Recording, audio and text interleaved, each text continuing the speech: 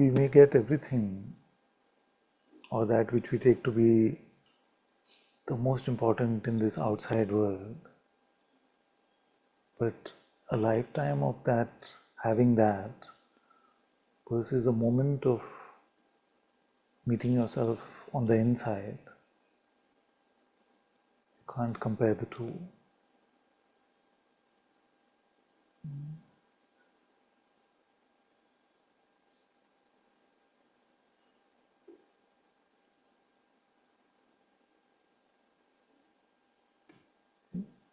So the job of Maya is to just deny the reality of the presence within, the Atma within. Don't look there. What will you find?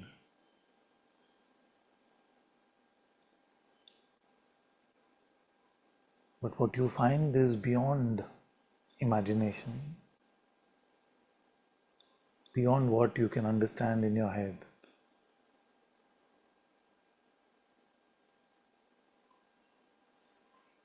All it takes is this inward turning. Of course, the bait may be when the sages tell us Antarmukhi Sada Sukhi, meaning that if we turn inwards, then we will always be happy.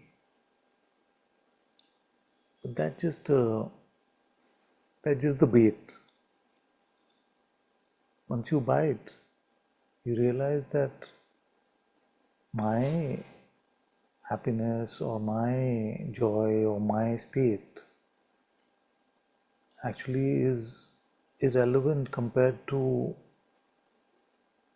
what you're discovering, what you're finding, His light, His presence.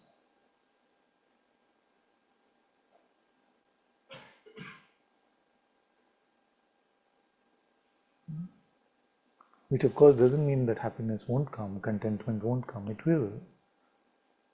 But if that becomes an attachment that we have, that we must be in this state, then again we will make it about the ego and not the self, not the truth, not God's presence.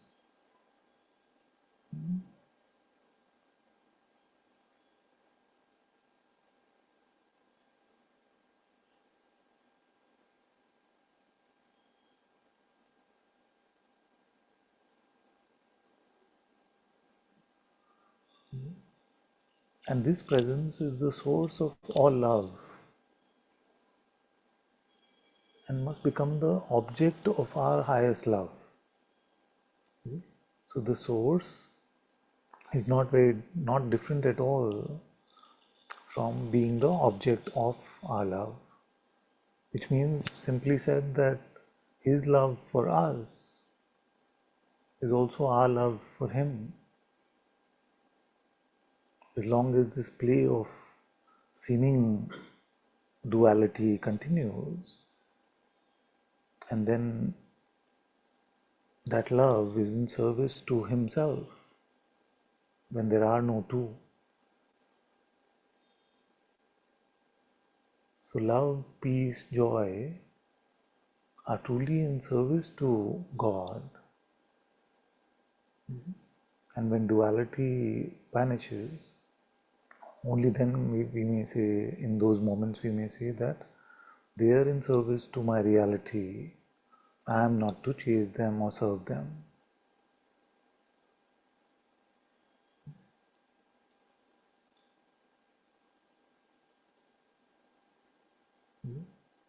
Because the instrument of chasing, the instrument of grasping is not adequate, is not possible to grasp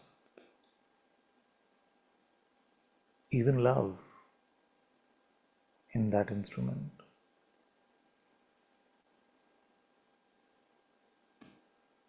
So all that is true, all that is valuable cannot be grasped in our mind, in our intellect.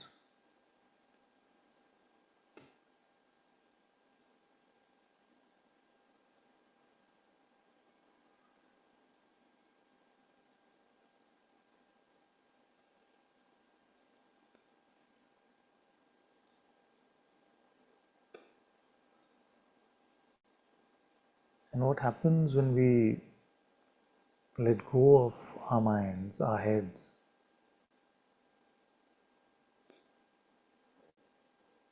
Like the Zen master said, head empty, heart full. What happens? When we live in that way,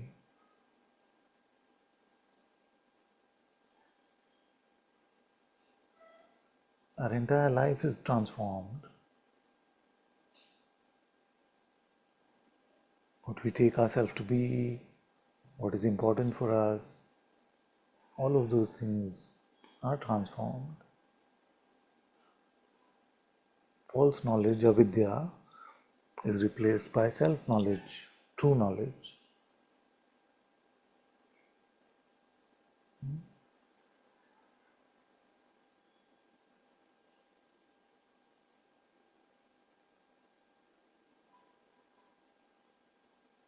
But remember that the words of satsang, the words of even scripture, if they are only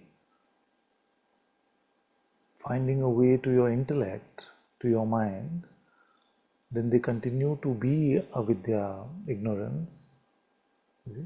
And therefore the only use of them at best is to point us to the deeper place of self-knowledge.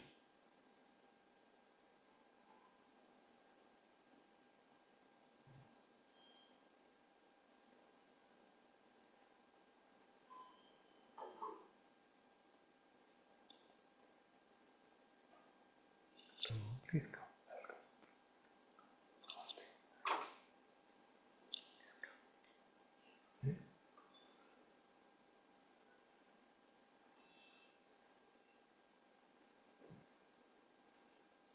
And also, what we may not realize is that we may have a true insight, which is intuitive, which is heartfelt, which is the Atma itself, the Holy Spirit itself. But when we make it mental, when we make it about the me, when we make it about our individual ego, our pride, then that also becomes avidya, ignorance, because it is not in the content of the words,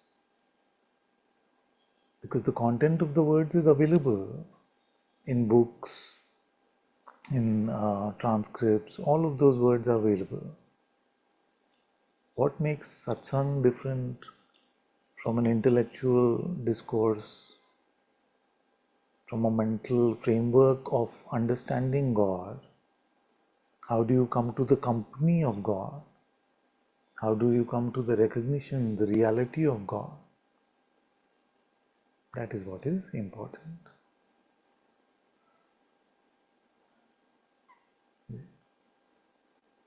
And if you cannot say that I haven't found, if you cannot say that I have found God in my heart, His presence is alive, His being is here, then we must leave all other endeavors inwardly. Outwardly, our responsibilities may continue. But inwardly, our focus must change to this coming to Atma Gyan, coming to self-knowledge. Atma Darshan and Atma Gyan are the same thing. So we must come to the recognition of His holy presence within ourselves. Otherwise our life will remain futile.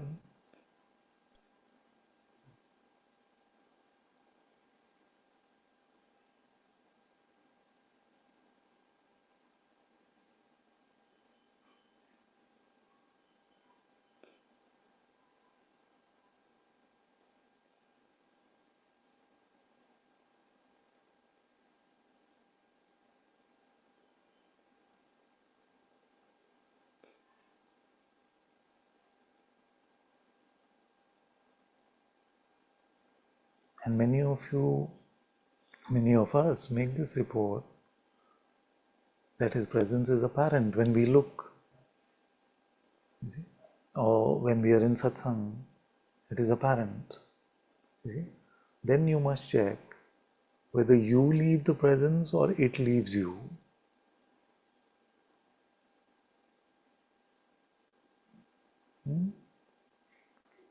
Because the common notion is that when we are not here, then the presence is not felt, or it is much more difficult. That means what you are saying is that it leaves you for some reason, which is just not true. It is not possible that you come to your heart temple, you come to his darshan,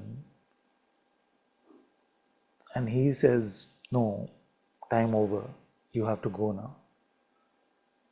Has it ever happened for anyone?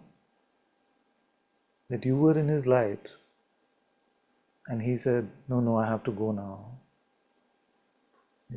No. Therefore, this is the nature of the mind. It will tempt you out from the highest place. This is the nature of Maya. So when Ma said, Maya is Main Aya, Anandmai Ma, she said Maya is Main Aya. That is the temptation to give reality to the me.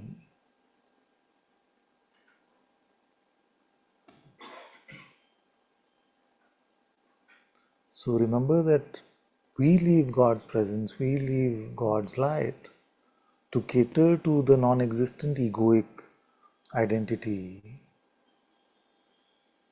And that is why it is called ignorance, avidya. So Maya is to take the unreal to be real and the real to be unreal.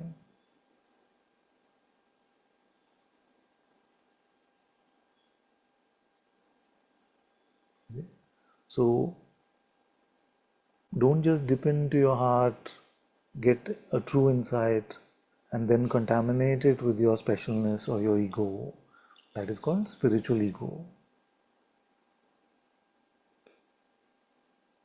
Know that all good things come only from his light. Atma Gyan is not something that you can take credit for, I can take credit for. It is a gift.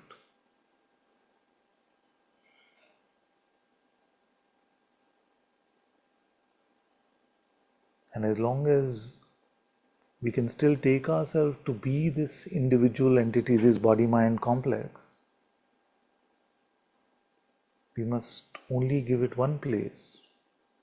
This me must be in servitude to God,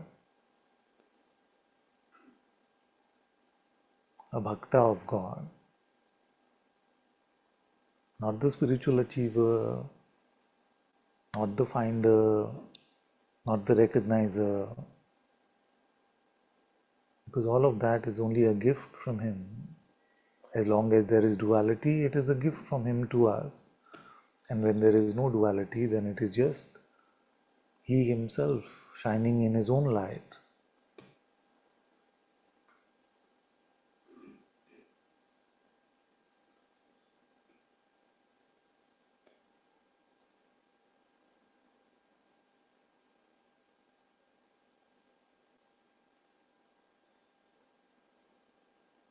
So it may sound harsh, but I don't care at all about what you have understood. I don't even care about what your spiritual journey has been. I only care about one thing. Is his light shining in your heart now? And are you living in your heart temple? If there is a you,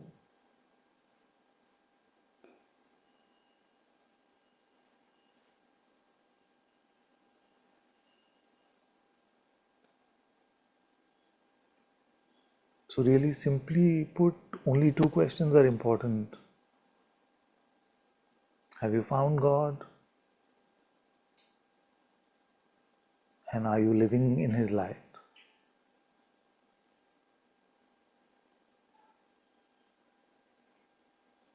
if you cannot answer with integrity to yourself, when you're alone by yourself, you don't have to prove anything to Sangha, to me, nobody.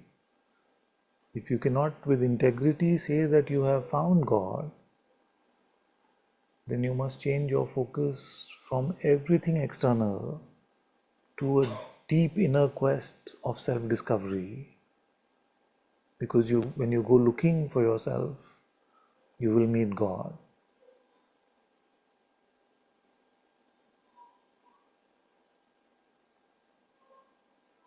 But no other project, no other thing should become as important as this for you.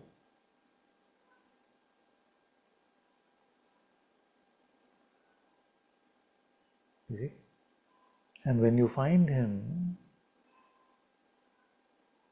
don't fall for the trap that that is the end of your spiritual quest. It is only the beginning of true spirituality. Because only now have you come to the presence of Spirit. You see? So far our quest has been to begin spirituality. When you come to Atma, which is the presence of God, that is when spirituality truly begins. And it is not that your mind is going to give up. It will try maybe even harder to make you special, to get you to become extraordinary in some way. Don't fall for those tricks and remain in His presence.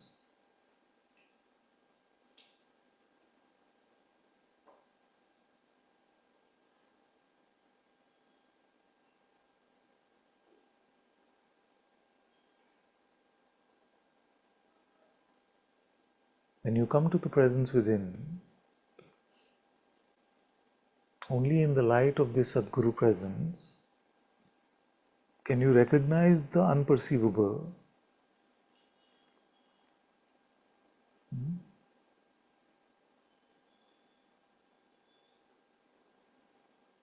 God's reality is non-phenomenal, nirguna. But because His Maya, His Leela was so intricate and so compelling, He gave us a gift of a presence that could be met as a primordial vibration, in the light of which the nirguna, attributeless reality of God can be recognized. That is why the Guru is called the bringer of light. And the Guru is not the body sitting in front of you speaking. It is that very presence, the holy guide within yourself, of which this body is just an instrument. But in the light of that Guru within, you will recognize that which is unperceivable. And in that way, this light is unique.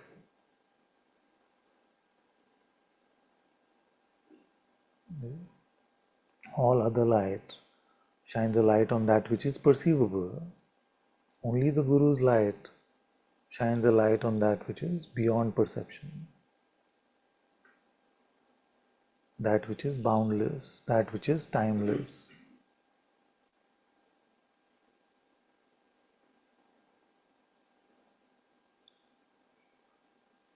So when you do the inquiry, you ask yourself, who am I? If it is His grace and your intentions are not selfish, what you want is truly the truth,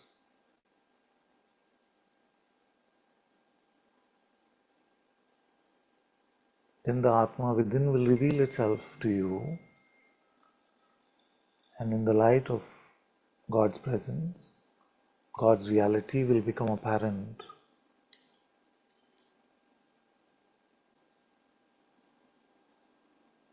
And that is called self-realization, self-discovery, self-recognition.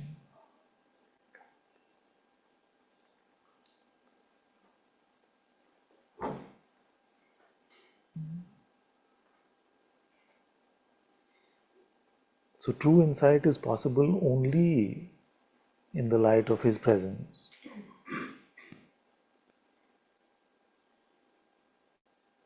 True love. So we talked about jnana, insight. But true bhakti is also possible only in the light of His presence. Because, as I was saying, the source of love and the true recipient of unconditional love is Him, is God, is His presence.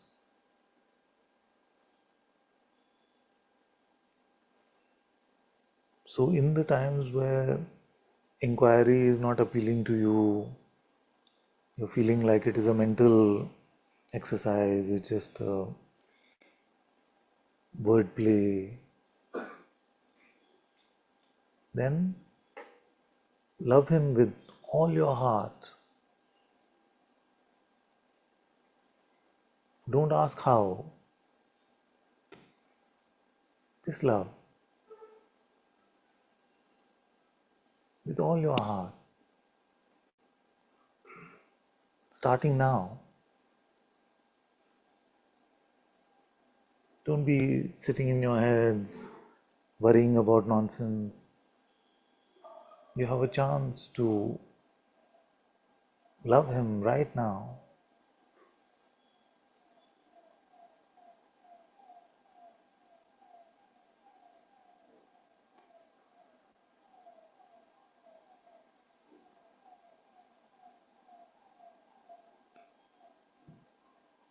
Now, some of you may report that I'm going through some things. I'll squeeze in a bit.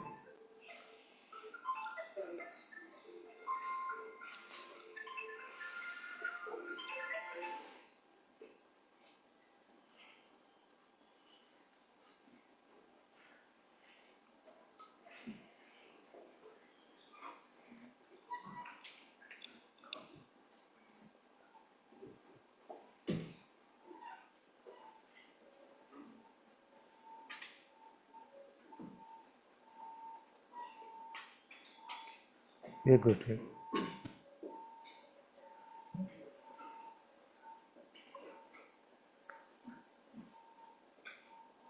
Some of you may say that I can't love Him right now. I have too much other stuff happening. I'm too upset with my relationships. You see? Too upset in my relationships. I'm too worried about the future, about the money in the bank, about worldly concerns. Too, I can't love Him. I want to, but I can't. There's too much anger, irritation, frustration. I can't love. So then, the sages have provided us a solution. They said, remember His name. Remember Him. So whether you say Ram, Krishna, Jesus, Allah, Vaheguru, it doesn't matter. Whatever resonates with you deeply in your heart. And just like the memory, the remembering the name of a sweet child that you met will bring love automatically towards the child. In the same way, remembering His name will bring you into this love for Him.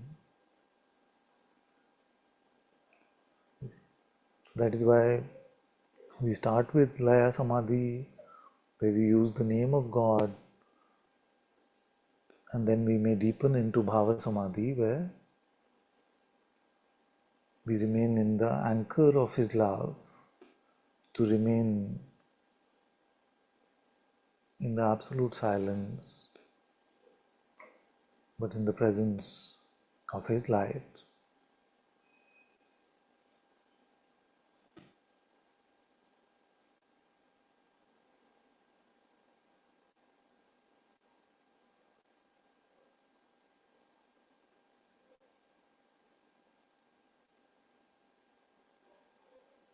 What is so beautiful about chanting or praying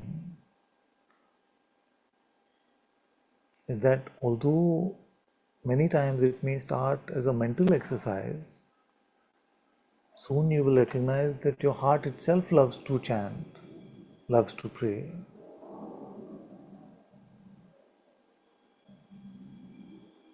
The Atma, which is just an aspect of God,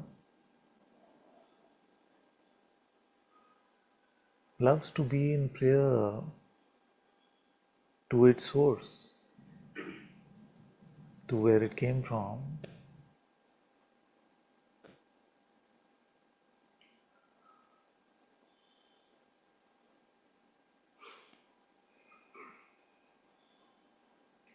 The other beautiful thing about prayer is that it needs no special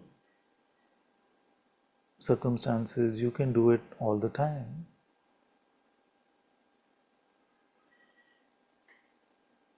Even if it seems mechanical to begin with, it is still better than focusing on the me.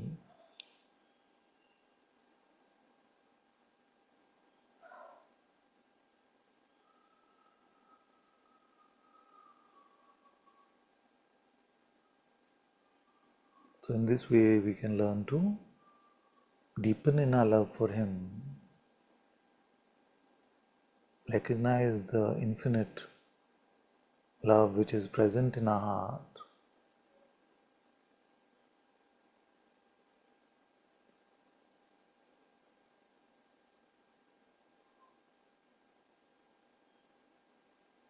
but bhakti is not just love, it is deeper than love.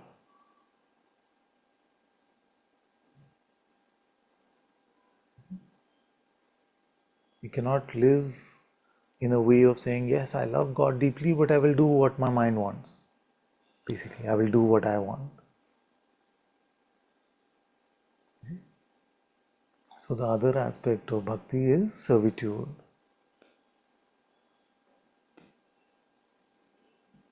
To follow His will,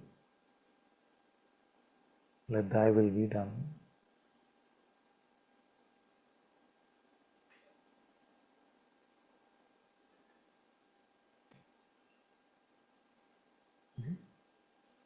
So we have Hanumanji there. He is the embodiment of this love and servitude.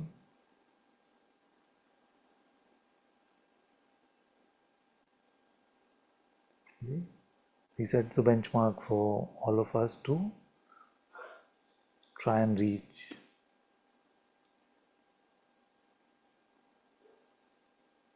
Which is whatever be the will of God, He makes Himself available to follow, no questions asked.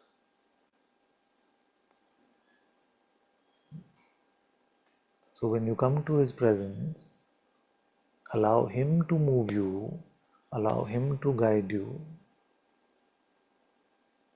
Don't live with the crutches of your mind.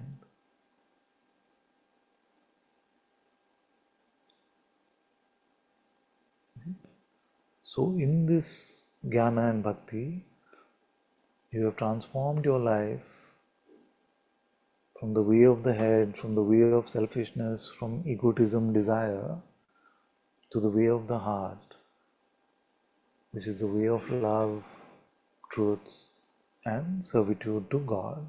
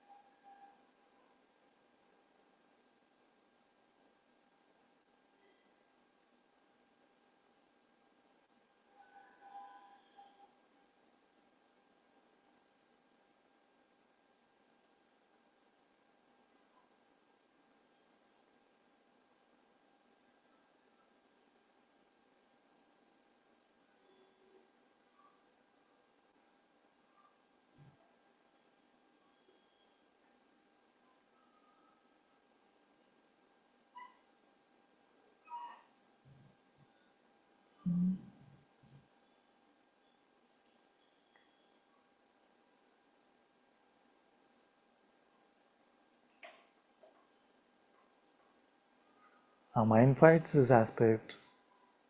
It says, I wanted freedom. You're saying I have to be a servant. You see? But it doesn't realize that we are a servant either way. When there is a me, it is either a servant to the mind or to God. So therefore, servitude to God is actually freedom. Servitude to the mind is actually oppression. Our life is hellish in the prison of the mind.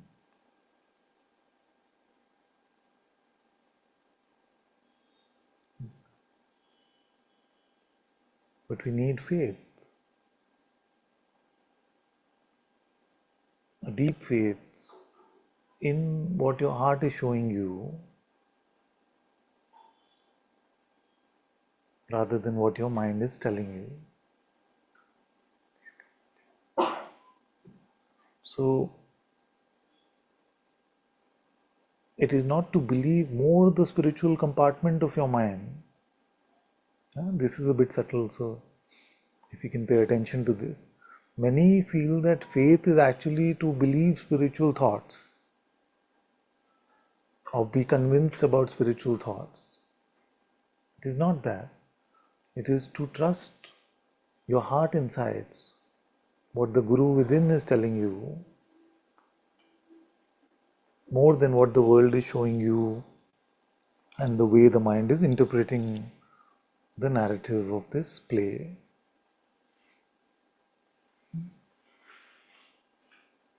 Are we living like that? In faith to what our heart is showing us to be true?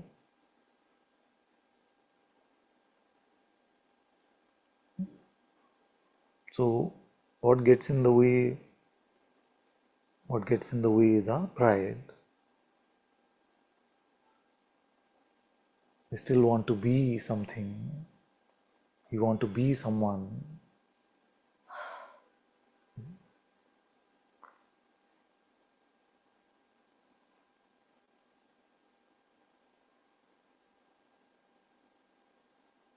And don't feel that to be a spiritual someone is fine. It's not true. If your identity has now become spiritual and you take yourself to be a sadhu, it is still ego.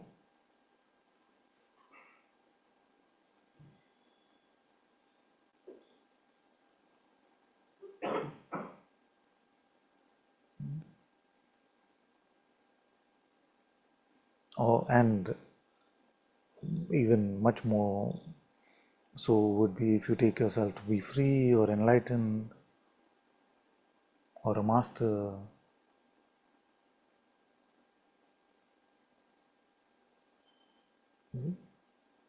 It is just a level confusion. The master is the light within yourself, the holy presence within yourself, the Atma within.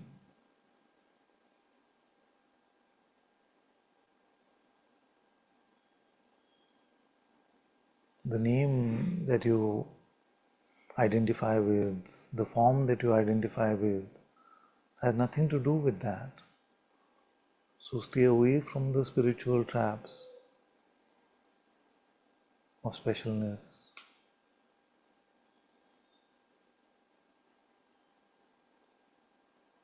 Even if the whole world is falling at your feet, calling you Mahaguru, sitting on big pedestal, doesn't mean anything at all, because all is His gift, His grace. All that is good only comes from Him. So humility is really important to remain in God's presence. In one moment of pride right now, you can lose His presence. Not that in actuality it goes anywhere, but in the play of Maya, it seems to get hidden. In avidya, true vidya is hidden.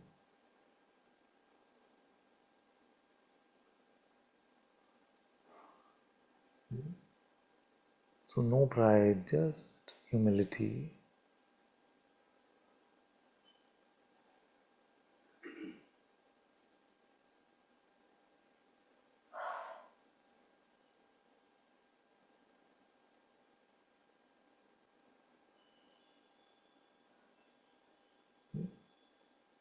This may sound very obvious to say what I'm going to say next, but to be in servitude to God, you have to follow what He's saying.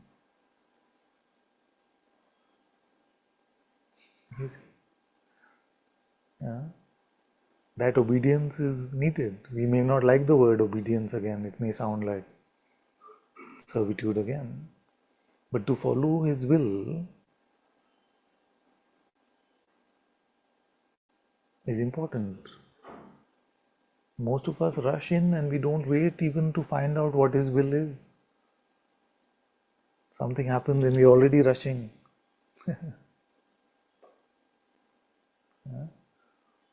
So remember that rushing is one of the tools of the mind. It rushes you. There's no time. There's no time to go deep within yourself. Come, come, come. This is a worldly thing. And it'll compartmentalize. It'll say this is a practical issue. It is not spiritual. It's a practical matter. So who's running this practical world of ours?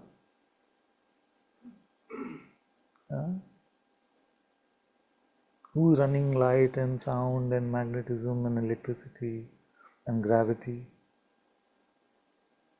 What apparently keeps these particles that we call the body together? Who is beating your heart? Is that a practical matter or a spiritual one? All these trillions of planets and stars, who is running them? So it is only pride which says, no, no, this is not a matter for God. This I have to do. Okay? And it is just pride to say that this I have to do, because how do you do?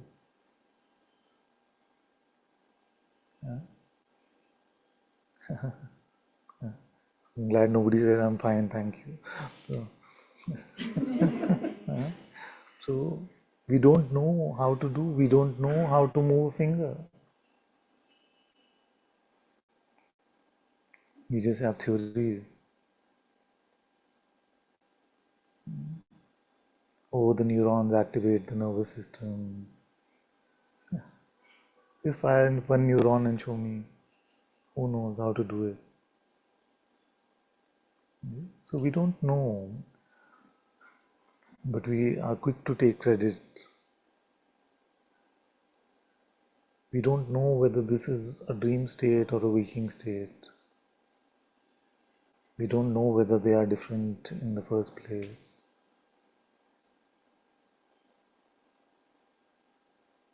We don't know that if our memories are showing us perceptions of an apparent time of the past or it's just made up.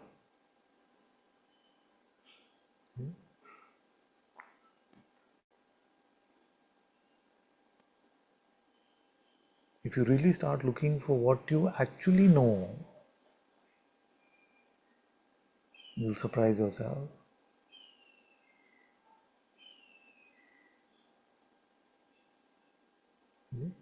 So, this false pride of the worship of individual knowledge must be handed over and allow His presence to move you, allow His presence to speak to you and guide you.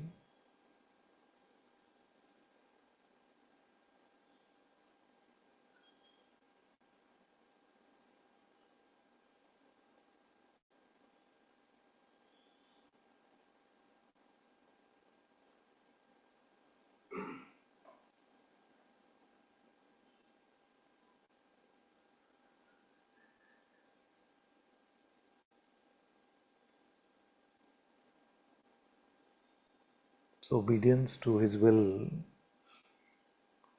is very important. Nanaji said, Hukum Rajai Chalna Nanak Likhya Naal, means that higher than all his other pointings, he said, you must follow the command of God.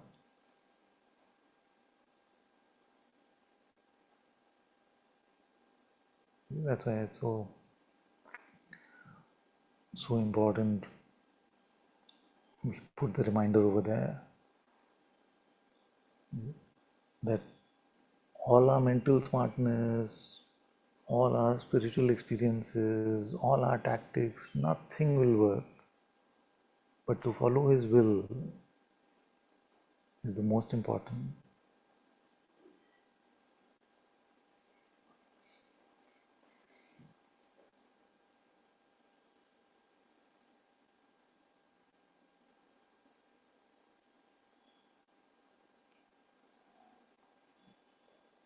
I remember Amol said one day, what about gratitude?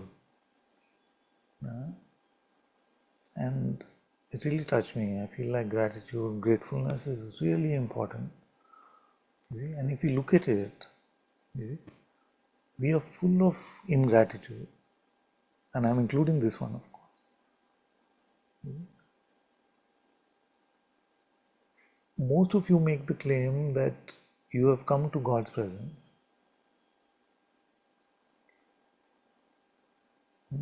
It is a staggering claim in the world. If we collectively went to the world and said all of us have met God's presence, they would lock us up or something. Yeah?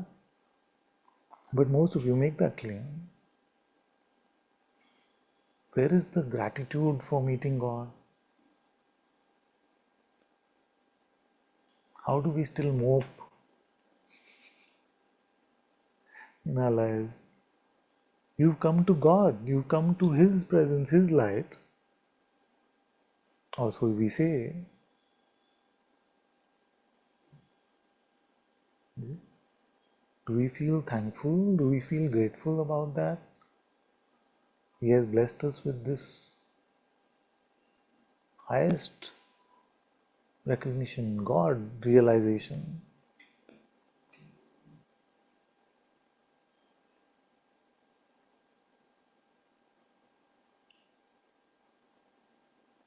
But we still find ways to be unhappy. And it is not possible to be grateful and unhappy at the same time.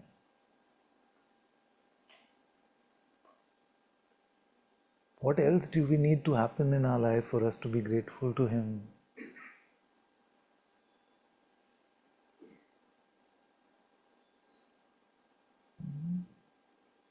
What are we waiting for? To give thanks to His grace.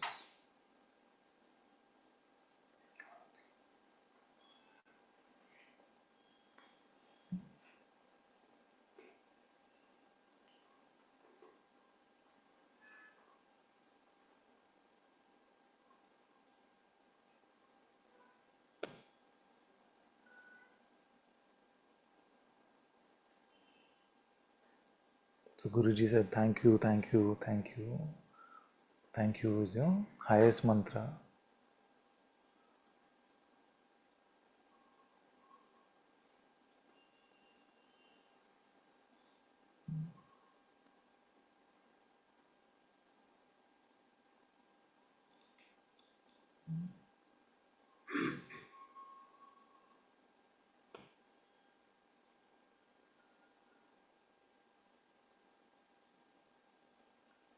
So all of this are the attributes of a Bhakta.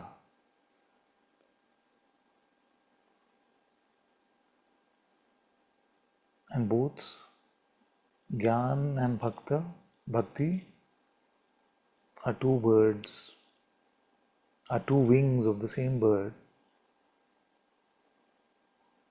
You don't have to determine for yourself, I'm a Gyan Yogi, I'm a Bhakta Yogi.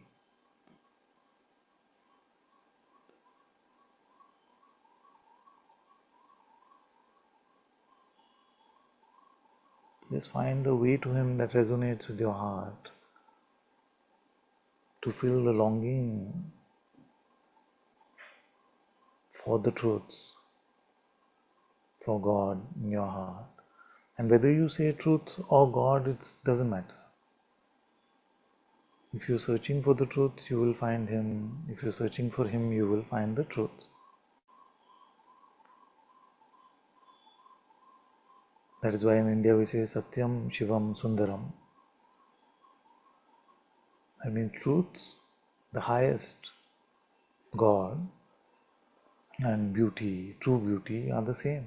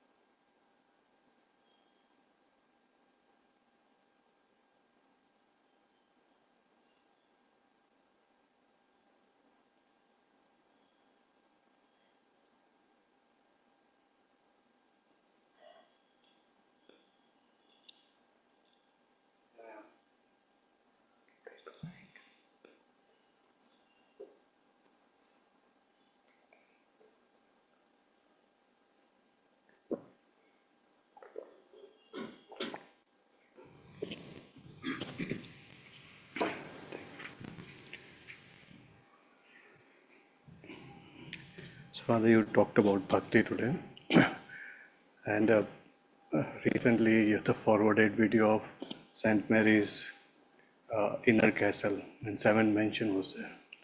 It's so beautiful, Father. In that, Father, you have multiple time assured me or assured us that we have witnessed the same God which those greats have witnessed. And even though, Father, I see the level of bhakti of, let's say, Saint Mary or Kalidas or Ramdas or Hanuman is way beyond I can even imagine for myself, Father. So it feels like इस life में तो नहीं होगा, Father. It will not This happen life in में this नहीं. life. Yeah. So their bhakti level, their dedication is way beyond, Father. Please help. Yes. I also feel that. Like, I also feel for this one, for this foolish one, not possible. Because such great luminous lights the world has seen. But what is our job? Our job is to commit fully. You see? Commit fully. The mind will tempt us. We will go with it. We will be foolish. We will fail. But our job is to return to Him and keep returning to Him like the prodigal son. So,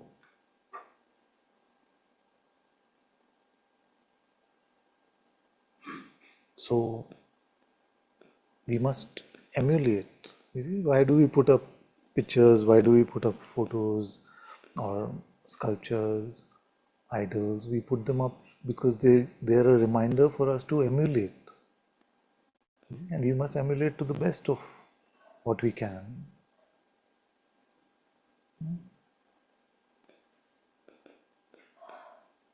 Father, I can ask one more. So, Father, you also mentioned about the new fourth way of knowing if you are with God is pure perception, Father, that you will be. I tried that, Father, but even so, let's say I perceive a picture of a very beautiful baby, right? And before even I'm putting any attributes about good eyes or chubby cheeks or all, I already like it. At the same time, or I can say a picture of Krishna, I will definitely like. Even before the definition or giving any attribute. At the same time, if I have side by side another picture of, let's say, heap of garbage, I will resent or hate. You will? I will not like it, dislike it.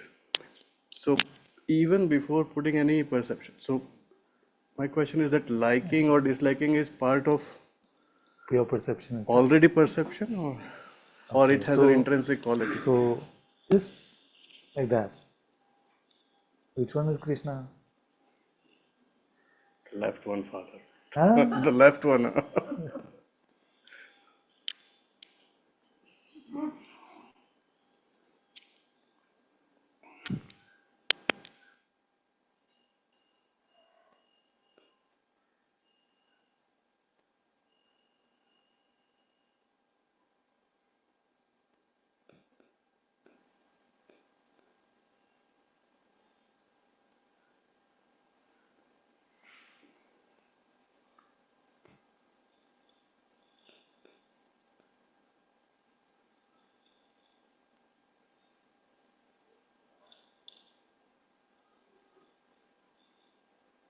So a great sage had a great disciple one time.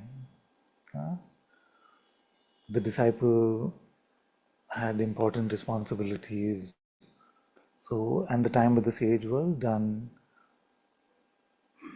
So the sage said, okay, goodbye, you can go back to your householder life. But don't forget what I've taught you. So one day, many years had passed, and this sage felt like he will go and meet his disciple. Okay? But he wanted to check on him, so he went in a disguise as a beggar.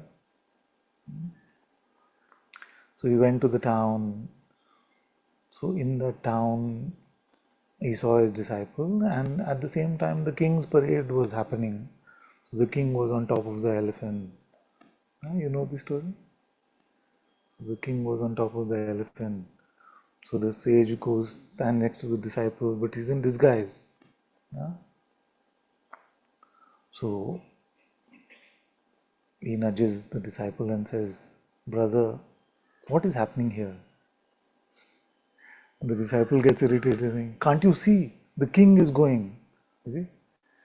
Then he says, oh, the king is going. Okay, okay. Brother, which one is the king? Then the disciple is starting to get more irritated. He's like, the one there, can't you see that one? No, which one? The one that is up and is the king. And the one that is down is the elephant. You know this. So then this sage, he gets on top of his disciple's back. And he says, brother, which one is up and which one is down? And in that moment, the disciple recognized that this can't be anybody else but my master. Which is up and which is down? Which is Krishna and which is the phone?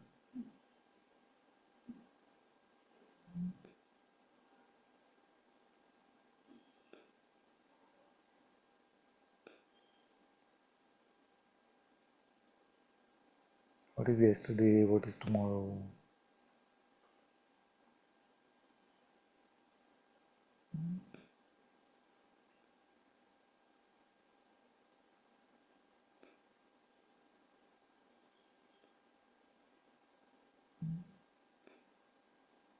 Can you notice that these are just mental categories used to frame narratives of limitations, used to frame narratives of me being a body mind.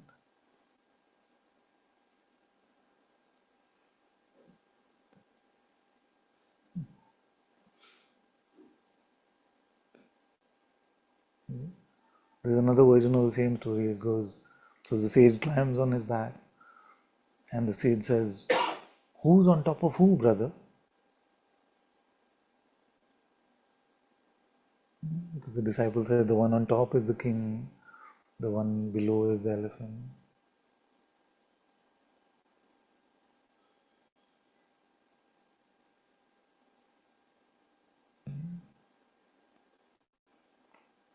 Where is the guru? Where is the disciple?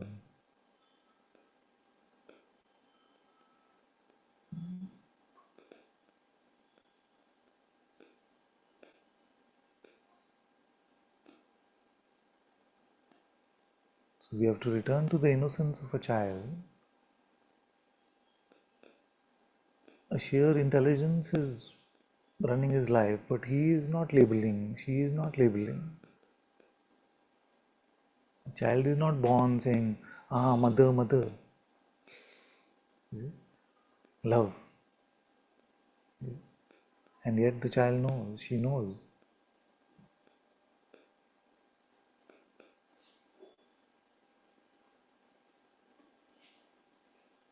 So we have lost touch with that intuitive knowledge which makes the plants grow.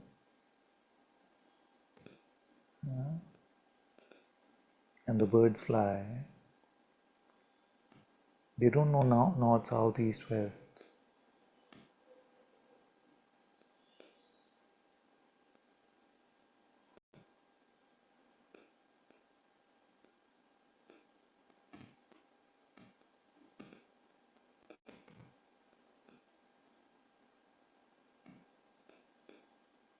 Our life must be lived in God power now. The engine that is driving this life must be God's.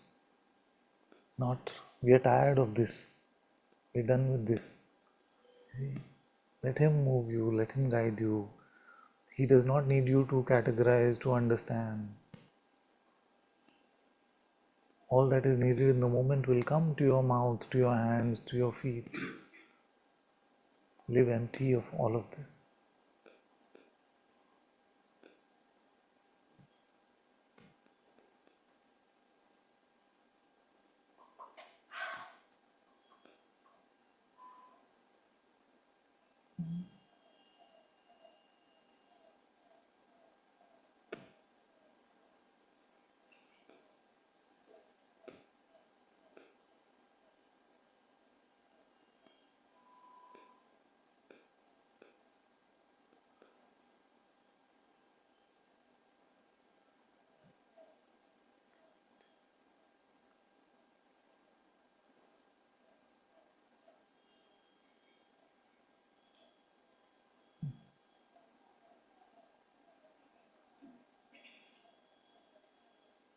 For many years I would hear the stories of God,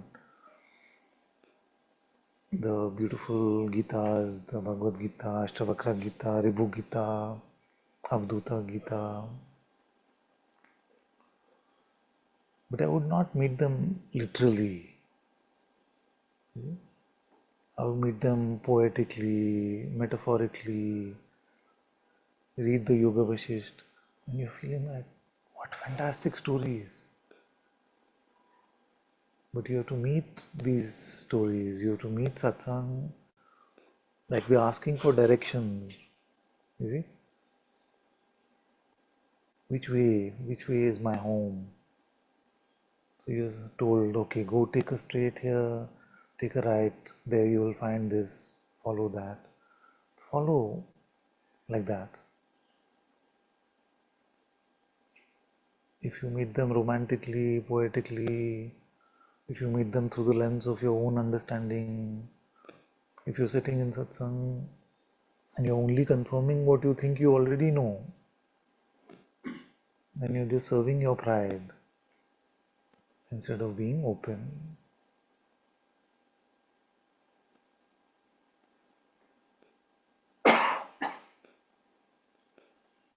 Because it is a pathless path.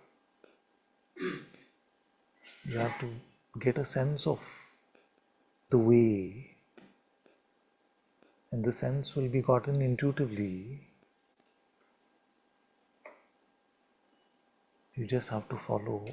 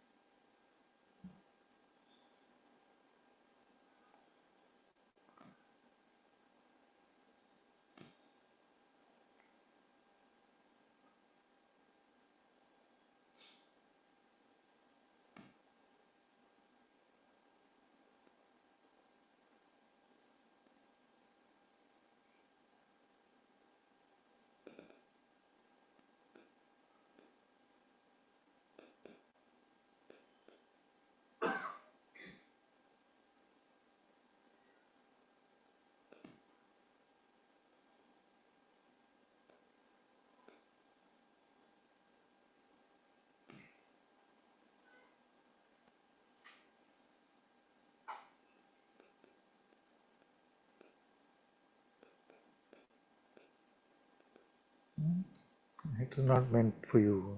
It's not really. Generally speaking, we have to take the pointings very literally. Otherwise, they'll just become a spiritual understanding in our heads.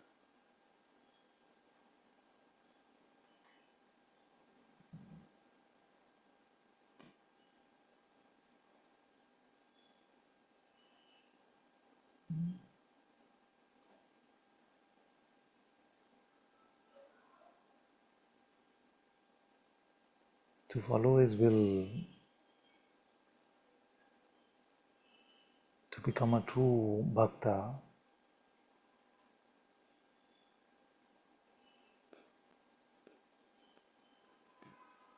is a moment to moment thing. Right now, are you being guided by your mind or by the Atma within?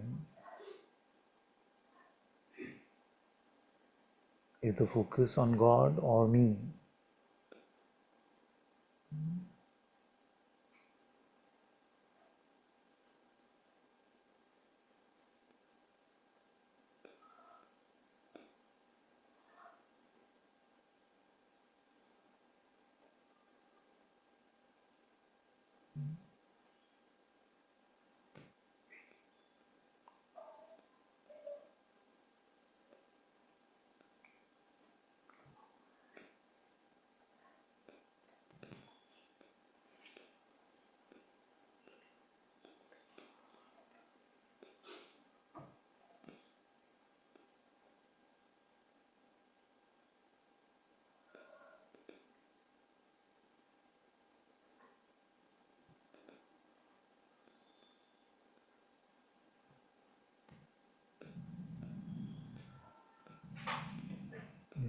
You will not be able to follow if you have hard positions on things. If you've taken hard positions about this, about the nature of reality, about what things are, about how the world works, then to return to the innocence, you must start by softening up a bit.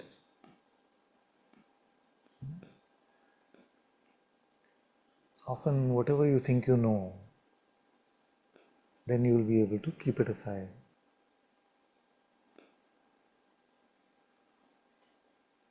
Otherwise, even to live open and empty will become a position that you make. Emptiness will become the new position.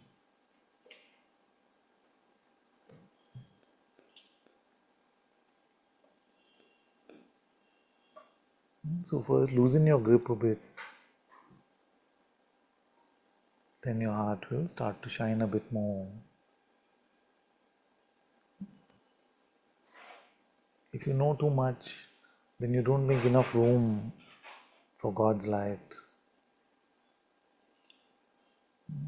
You to go? Can't hear?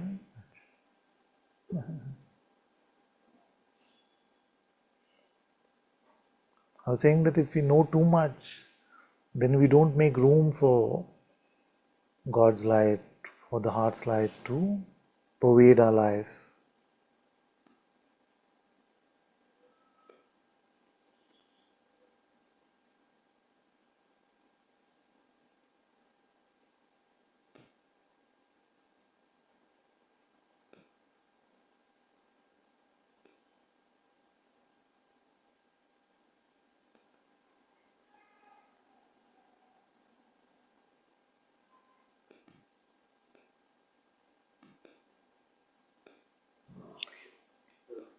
Sorry, we just have a small mic with it.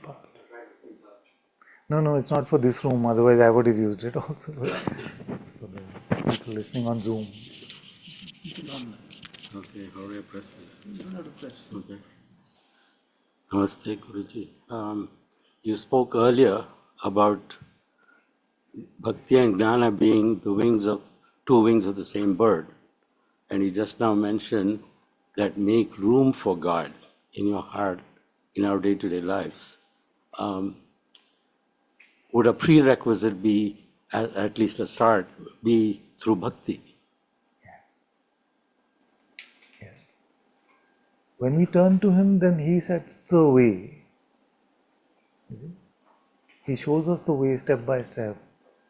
And you will also look back at your life like I look back at mine. And that every step of the way He sent me the right book to read, the right video on YouTube, the right, you see, He clears it up.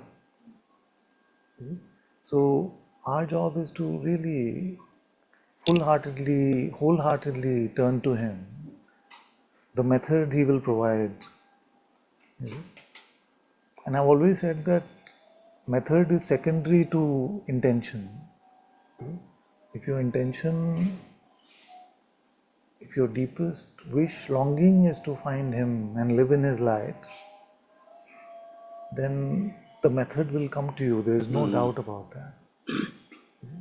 So whether you wake up one morning and you feel that I'm going to really find out who I am. Who am I really? Who is witnessing these thoughts? Who is witnessing this realm of perception? Or whether you say, you wake up and you say, God, how can I serve you now? How can I love you deeply now? Once we turn inward, then all of this happens. And why it's important, and I stole the bird metaphor from Bhagwan. Why it is important to mention that is that once we categorize ourselves too strongly as a jnani or a bhakta, then we sort of close the door to other half of it, which is also beautiful. So we have to keep it moment to moment light and to follow what is resonating in our heart in that moment without categorizing too strongly. But bhakti is a beautiful way to start, because to remember the name of God, to start with just Ram, Ram, Ram, is so sublime and so direct.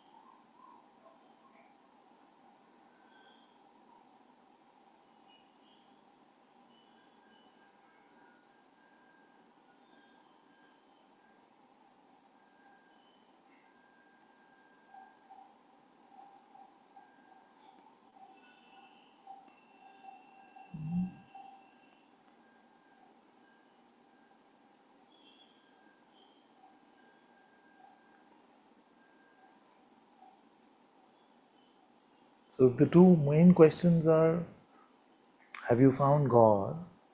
And then if that is true, then are you living in His light? Right. Then my job actually is just to be an assistant to serve you if you have doubts, questions about any of this, about the inquiry, about praying, chanting, serving Him. What are the day-to-day difficulties that you have? Because I know that all of you carry the best intentions. You want to live in the light of the presence within. But what stops you? And how can I help?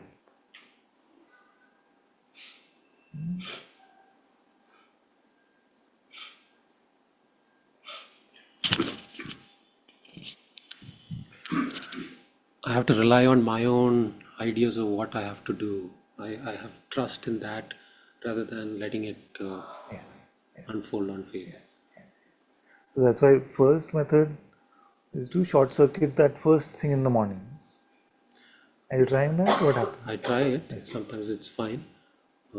Other times it's when that fear comes up, go immediately to prayer. So you wake up in the morning, then It's usually the prayer right away start in with bed before I praying. get Okay. up. Um, Then His but it's presence is palpable then mostly, or I honestly don't know really what that presence is, because there's like an evaluation that comes up. Is this the okay. So that's what we must work on then together to start with, because that is the most important connection, the most important anchor in our life. So, and you actually can't do it wrong. You see, if you notice that there is a presence, it's your presence, it's His presence.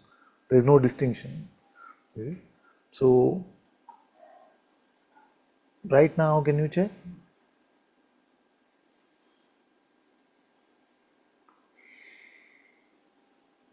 Doesn't matter what the mind is saying, let it come. Don't try to stop it. Let it come and go. Don't get bullied by it. It's giving you conclusions like, oh, you just start evaluating. Let it go. Don't worry. There's no rush.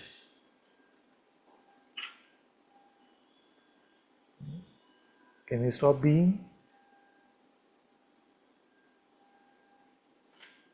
Can't stop being. Are you noticing this or are you inferring this? it's proof is from the evidence is from the experience, The evidence is from the actual from the actual. conclusion of that search. Yes. The evidence comes out of the search. Can I Yes. stop being? Yes. With which instrument do we conduct the search? It's almost like a checking in my own living experience. Yes. Can I stop being? Yes. But when the evidence is present, the presence is present, then is that in the form of a perception or an intuitive insight? It's almost like withdrawing directly to who I really am, the place from which everything else can be seen. Yeah. That's when the mind starts dropping. Yeah. Then you realize, oh, it was thought. So that place, is that perceived?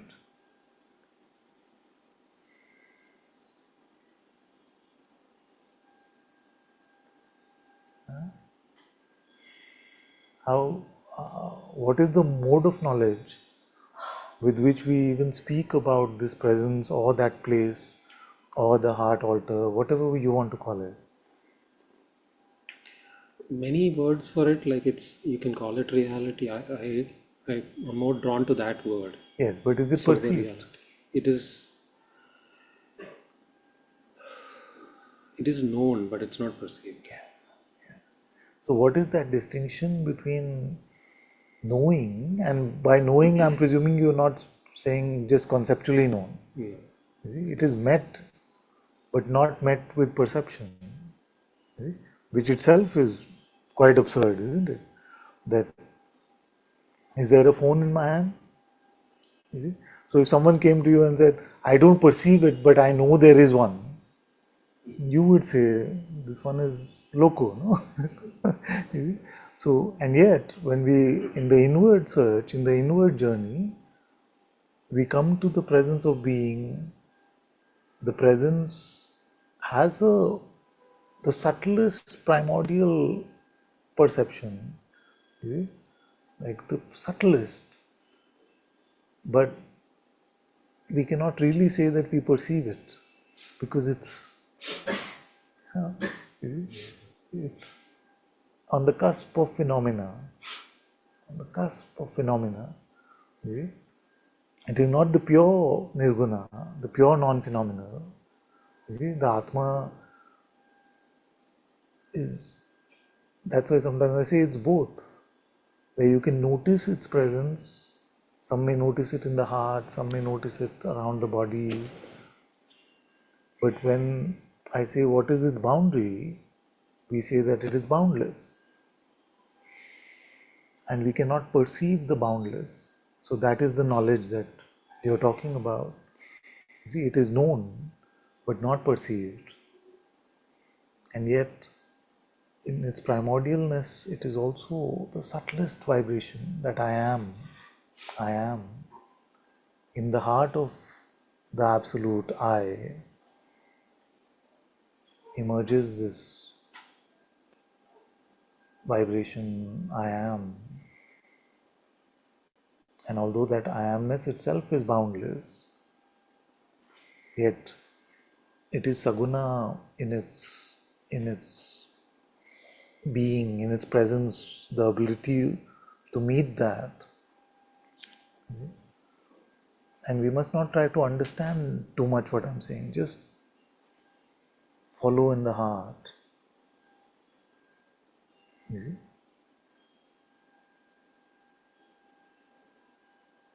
So when we wake up, this presence wakes up within the nirguna reality, within the nominal, this phenomenal wakes up. And we say, I woke up, I am.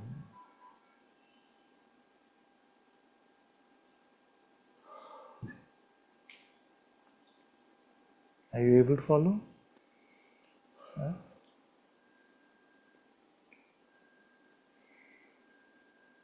Two things happen. One is, as you're saying them, there's a recognition. It's very simple, very straightforward, sober, real. But there's also like a validation checking that's incessant. It'll always check, is it really that? What are you more interested in? The more relaxing, calmer. Okay, so stay there. Does anything force you to go with that validation, approval, all that stuff? I've been listening to it for a very long time, many years. That's okay, but do you want to make it longer? I believe the doubts. So stop. You see, because again we will have this conversation a few years later, then we will say, it's been even longer now. Yeah. So what is the time to stop? To stop now. You see, because it may be a long time, but doesn't make you powerless, because you are consciousness. You see, you still have the power to let go of identity or not let go of identity. And if you did not have that power, then there is no point in satsang. You see? Then it's just, we have to wait. There is no point of being pointed to. You see? Of Guruji saying don't identify, of Papaji saying be quiet, of Bhagwan saying don't enter the stream of thoughts. If it could not be done by you,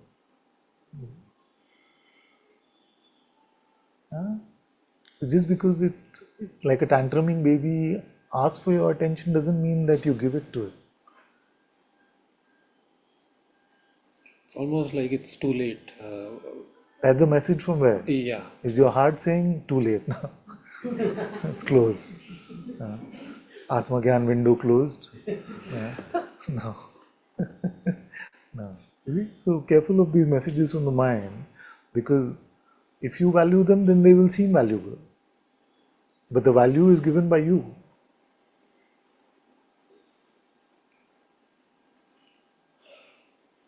What is your heart saying?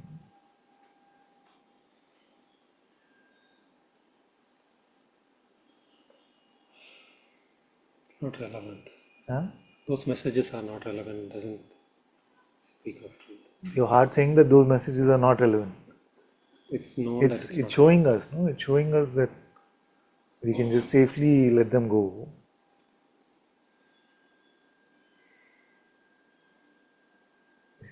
So as difficult as it may seem, and if we go along with the mind's reasoning, then we will be stuck like that. So no matter how important it seems when it says it's been so long, there's no chance for you now, you're a lost cause, all this nonsense it will say, but there's always a chance. It's never too late. But you have to commit to only be guided by your heart. And then we will fail. All of us will fail. And then we have to commit again. And this story is not oppressive or morose to say we commit and we fail and we commit and we fail. It is actually because when we commit and before failing, it is living in His temple, in His light.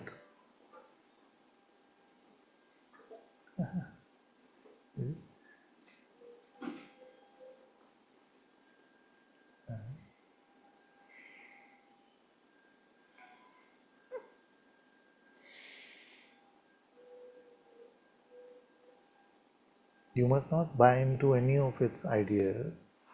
As remember, I told you this before, you get stuck in diagnostics. Okay? If you get stuck in diagnostics, then the mind will constantly play doctor, doctor, and you will never leave it. This is what's happening to me. This is what's happening to me. This is what's happening to me. Then this happens to me. This happens to me. See, leave all that checker guy stuff. Yeah.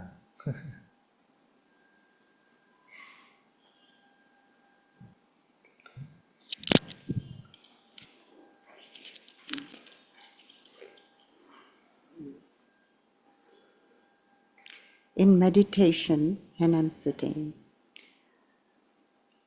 I'm an observer of my mind. I can go into a deep silence, but I'm aware of my silence.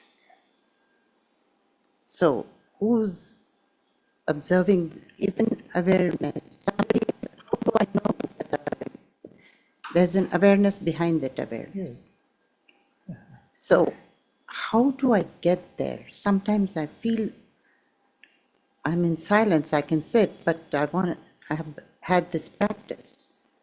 How do I get beyond that? Well, excellent. Thank you. Thank you for that question. You said, I am aware of even that silence, and I am aware even that I am aware. Yes. How do you know that it is you? Are you perceiving this I? Not through the mind. No, through the mind. Are you perceiving it objectively in any way through your senses? No.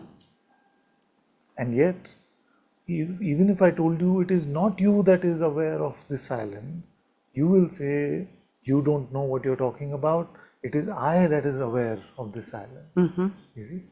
So, is that just because you heard this concept somewhere that it is I which is aware? Is it conceptual knowledge? No. So, it's neither perceptual nor conceptual. Then what is it? Is there That's a what knowledge? I Yes. don't know. Yes. You see, and we are looking at it together. So it's absurd, isn't it? It's strange because everything else, it seems like I perceive. You see how many fingers? Oh, 5. I perceive that. You see, is the earth stationary or is it moving? It's moving. Although our perception is stationary, so sometimes conceptual knowledge gets higher value from us. You see?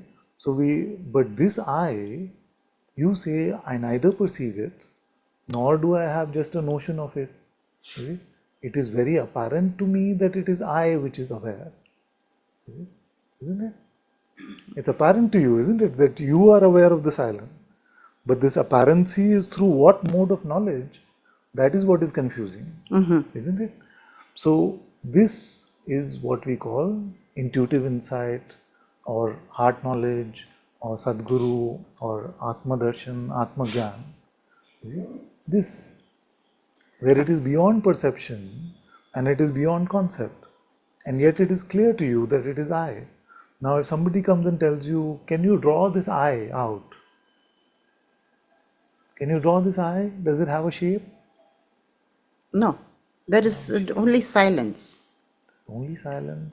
Well, you said I am aware of even that silence. Yes, You see? yes. So there is the I which is aware even of this silence.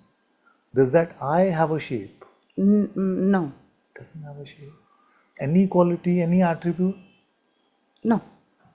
That is why it is nirguna. But how do I get beyond that? First, let's live in that. Then let's see. Okay, so just I'll answer the question because I know that you're probably visiting only for today. That which has no attribute, can it have a beyond?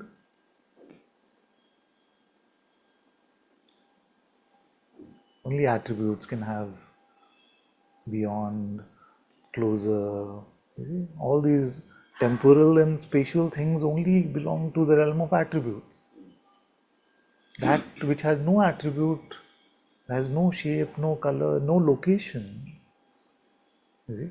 So the locationless, how can we go beyond? If it was somewhere, then I could say, yes, this is how you visit and this is how you go beyond. But it's nowhere and everywhere. Is that your insight as well? Pardon me? Is that your insight as well? Can you confirm that you cannot pinpoint where that I is? Yes. Well, I try to focus on my heart. Yes, and that is perceived, isn't it? Yes. You see, so you, which is locationless, is perceiving, is aware of the perception of the primordial sense in your heart. Is it like this? Yeah. But the I itself, which is aware of even the primordial sense in your heart, that you cannot really say is in your heart, isn't it? That is just where your attention is going. Yes. So where is this I?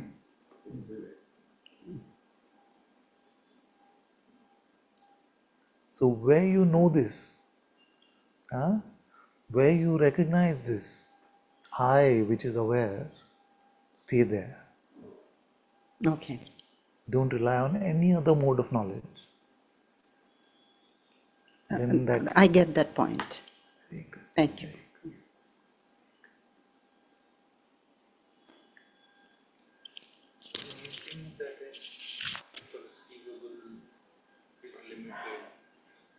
Anything that is perceivable is limited by its qualities or by its conceptual definition. Okay. I'll come to you in a moment. So if anything that is perceivable is limited, you can only seek that which is limited. Yeah. So how to seek? When we say we can only seek that which is limited, is because the usual tools of seeking in the world are limited, which is perception and thinking. Okay? But I am introducing you to the mode of knowledge which is unlimited. How do you use that? Then we can't seek it. Yes, because when you go to the Sadguru presence within, the Atma Gyan within, the Atma within, everything is already known. You see, it is known. But that doesn't mean that what you know there can be squeezed immediately into our head and understood. You see? And that is why when I say, is it not known over there already? Many may say, but I don't know. You see, because it is still ineffable and the mind is only a container for concepts. You see, but through the grace of the Atma within, you may find that over a period of time, even the concepts to communicate your insight may be provided to you. See? So, although everything in an unlimited way is instantly known intuitively, because there is no seeking or trying, like you said, intuitively, you cannot say, try harder with your intuition. You see? You can try harder with our perception or with our thinking, oh, this thing. You see, you can try harder like that, but you cannot try harder with your intuition. You just have to surrender to your intuition. You see, surrender the mind, surrender perception, and rely on intuition. There, instantly, everything is known, but not necessarily known at the surface level, which is in your mind or in your senses. So that's why I was saying to her that we must stay there. So then our insights deepen, our Atma Gyan starts permeating through our life, even in this Leela. So don't make any attempt to squeeze what you know here to a conceptual understanding, because it will become a new burden. Allow yourself to live from here.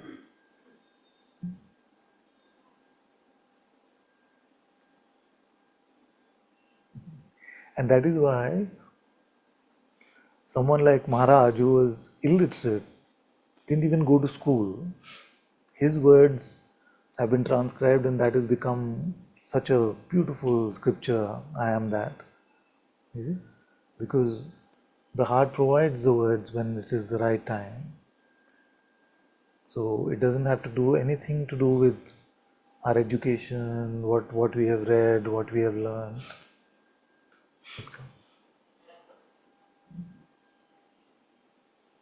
So stay away from inferences. You say, okay, therefore this, that, so this, therefore that. It's all right. For negation, it's all right. But don't make any positive conclusions from your inferences. You can do the niti-niti. You see, I am perceiving this, so I am not this. I am perceiving this, so I am not this. You can negate. But if you try to make positive conclusion, therefore I must be. You see, that is the last point at which Descartes sort of used that ergo, you see, which is the trap, no? The last point, or maybe he was just using it for communication. So that ergo is not self-recognition, it is the final inference. That even to doubt, if I exist, I must be there to doubt. You see? So it becomes an inference. You see? So the path of spirituality is to come to direct insight and not rely on even that very true seeming inference. And that requires you to surrender. Maji?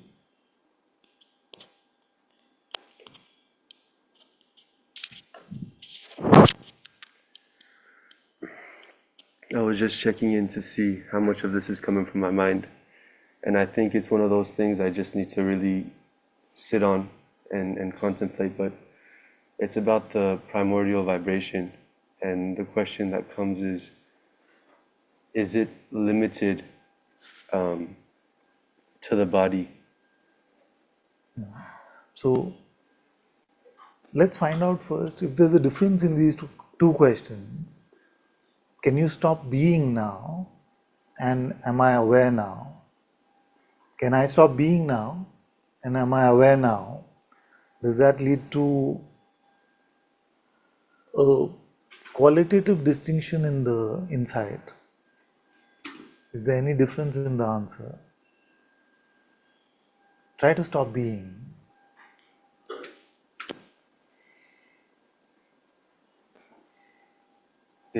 They seem to lead to the same.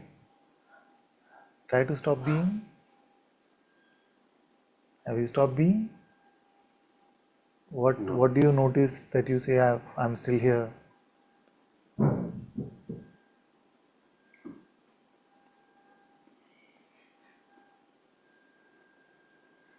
Well, Shall I give you a there's different this, question? there's a knowingness. There's a knowingness, Know of? just a raw knowingness, Yeah. Yeah. and it seems to vibrate in this body, in, we could say, the heart region. Sometimes it's the stomach region, Yes. but also it doesn't seem to be, even not the nirguna aspect, is even that vibration itself doesn't seem to be Okay, so if I was to say, how do you know that you are awake without relying on any perception? What would you say?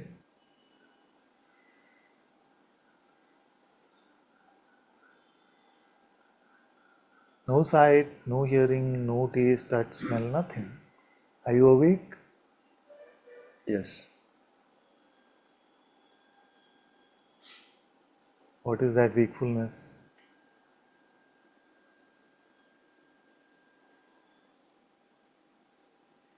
Again, it seems to be just that knowing, even without knowing something. Before there's something to know, there's just this.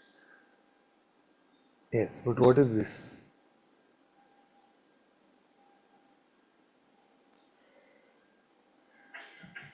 Would it be the? This is what is meant by the primordial vibration. I'm asking. What is it? Does it resonate like that or no? Yes, it feel. Um, is this because is it limited to time and space? Maybe is another.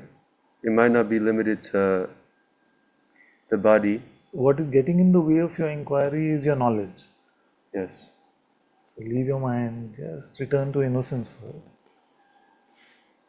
And just allow your heart to speak. Even this interaction.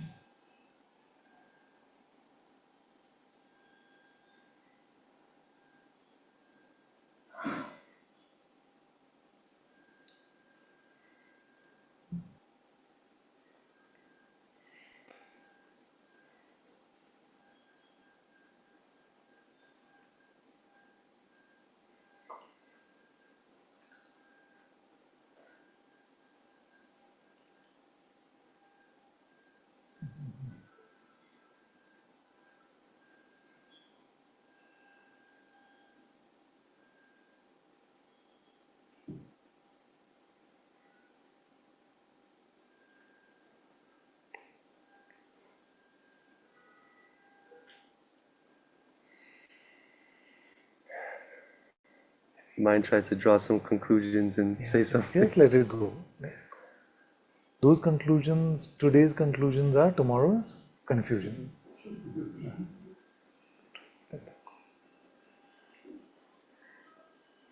Can I just share one more thing? From the heart or? I think so. the in the when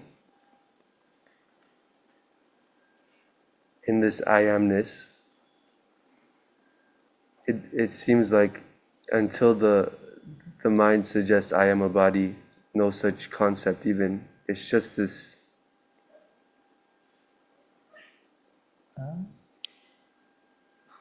Till the mind says I am, there is no I am. Till the mind says I am this, suggests I am this body. I am, yes, of course. There is no I am this body. Yeah, of It's course. just this I am. That's why that was the point of that story. No? Who's on top and who's at the bottom?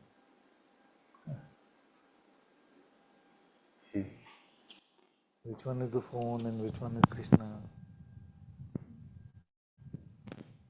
Where is Krishna not?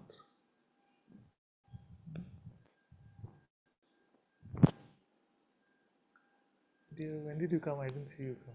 Just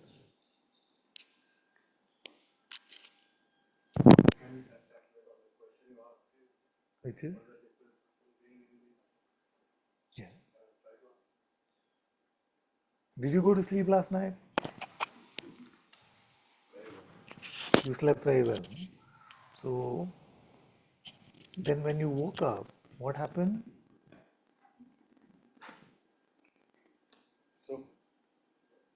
What is the first thing? Which First is thing the is evidence that you woke up? is beingness been observed? By awareness, which is aware of even sleep, the absence of being and the presence of being. Otherwise, we could not report on sleeping, on deep sleep. You are aware even of the absence of it. No? It can seem like there was nothing. Even being was not there. I was not there in sleep. But who saw that I was not there? So being is slightly more bodily than being aware. It's more saguna. More. Yeah. Thank you. Like I didn't know I was there in sleep. Yes, because the mind cannot store, you see, cannot report on it because it's the sheer absence of being and not being, the absence of every quality, even darkness or light, time, space. So we have to be very careful not to imagine some dark, empty space and say that is awareness. You see, it's not that. It's beyond what is witnessing even that. What is aware of the perception even of that.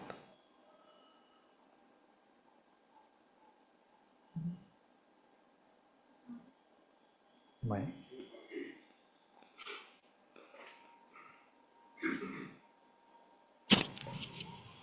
So, Father, when we wake up, it is the awareness that comes first.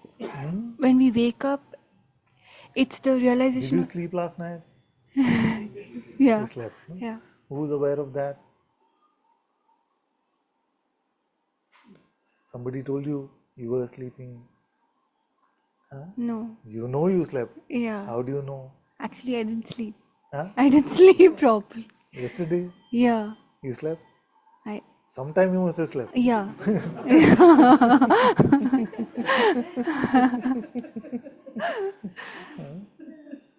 You're looking rested actually. Deeply, even if it was Turiya state, you are aware of it. So that's what I was wanting to ask, Father. Turiya, it's first the Turiya, Father? What to say about Turiya? You can only meet it. That's why when a little bit when we're sleepy, Father, it's more evident that Have you ever fallen asleep in satsang? no. I have to make it more boring. All the others have at least fallen asleep on it. He is nodding very vigorously. Most restful. Most. Like when I'm not getting sleep, this is my cure for insomnia. So who knows about sleep state? Did we read about it from a book? Did we know that there's nothing there? Because we read it in a book? We know, no? But we say that even I was not there. There's nothing there. So that nothingness is noticed by you because you are that nothing, which is beyond perception and beyond concept.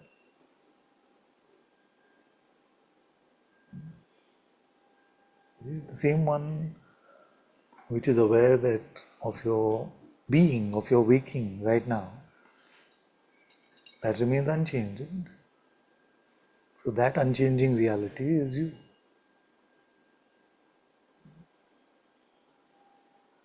So to recognize what we know so innocently in our sleep state, in the waking state is self-recognition.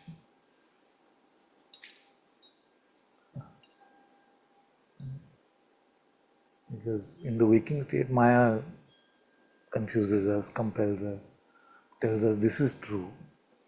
But I am the same one, which is beyond waking, dream, sleep, turiya. That is Shiva, Father. Yeah, of course.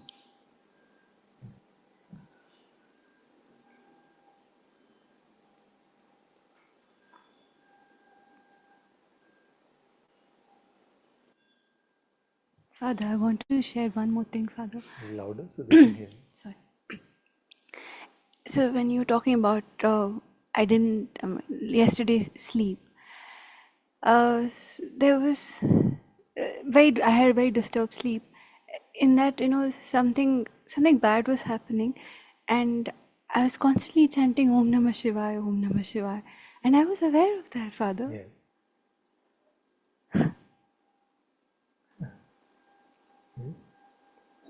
Yeah. Was it this realm or some other realm? A dream state or? It was in the dream state.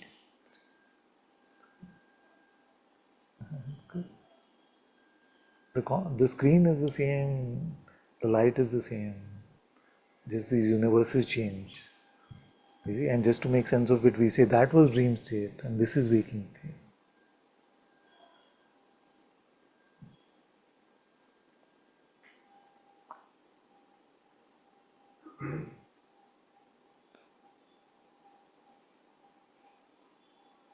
Where is this world right now?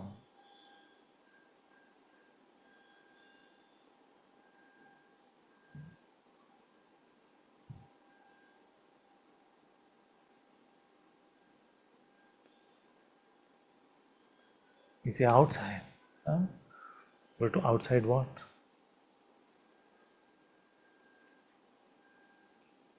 And when we go inside, where do we go? Inside what?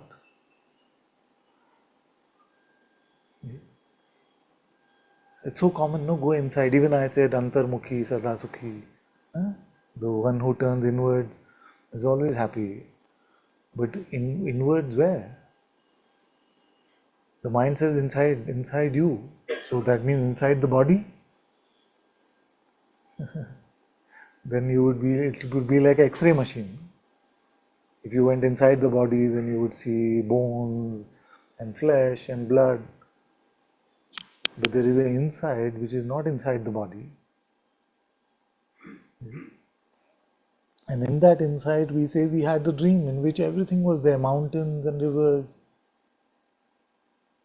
So is this that dream?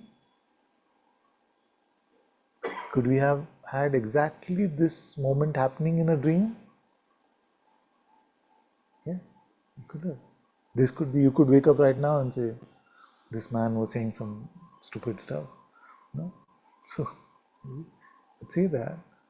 So, we don't know. So, is this happening inside or outside? We don't know. But inside what and outside what? We don't know. That's why I'm saying if we soften up on what we think to be true, then what is mentioned in our scriptures like Yoga Vashishta, Ashtavakra Gita will become more accessible to us. But if we hold on very deeply to our notion of the nature of reality, then it will seem too far-fetched. Okay? If you are clear that you are just an object in this whole wide world, then we can never meet Ashtavakra or Dattatreya or any Ribhu, any of these sages. So we must loosen what we take to be true. Then they are more accessible. This is what I meant. Thank you for this conversation, because this is what I meant. What gets in the way is our knowledge. What we take to be true is so deeply embedded. So I am just this body mind in this whole wide world, universe. You see, I am this tiny thing, where all the sages are trying to tell you that the universe is just a tiny thing in you. So if you hold on to such a strong impression of what you are, then it's impossible to meet that.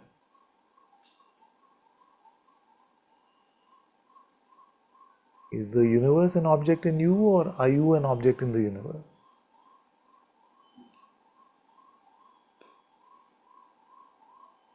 Is this body your body, or is this world your body? Who are you?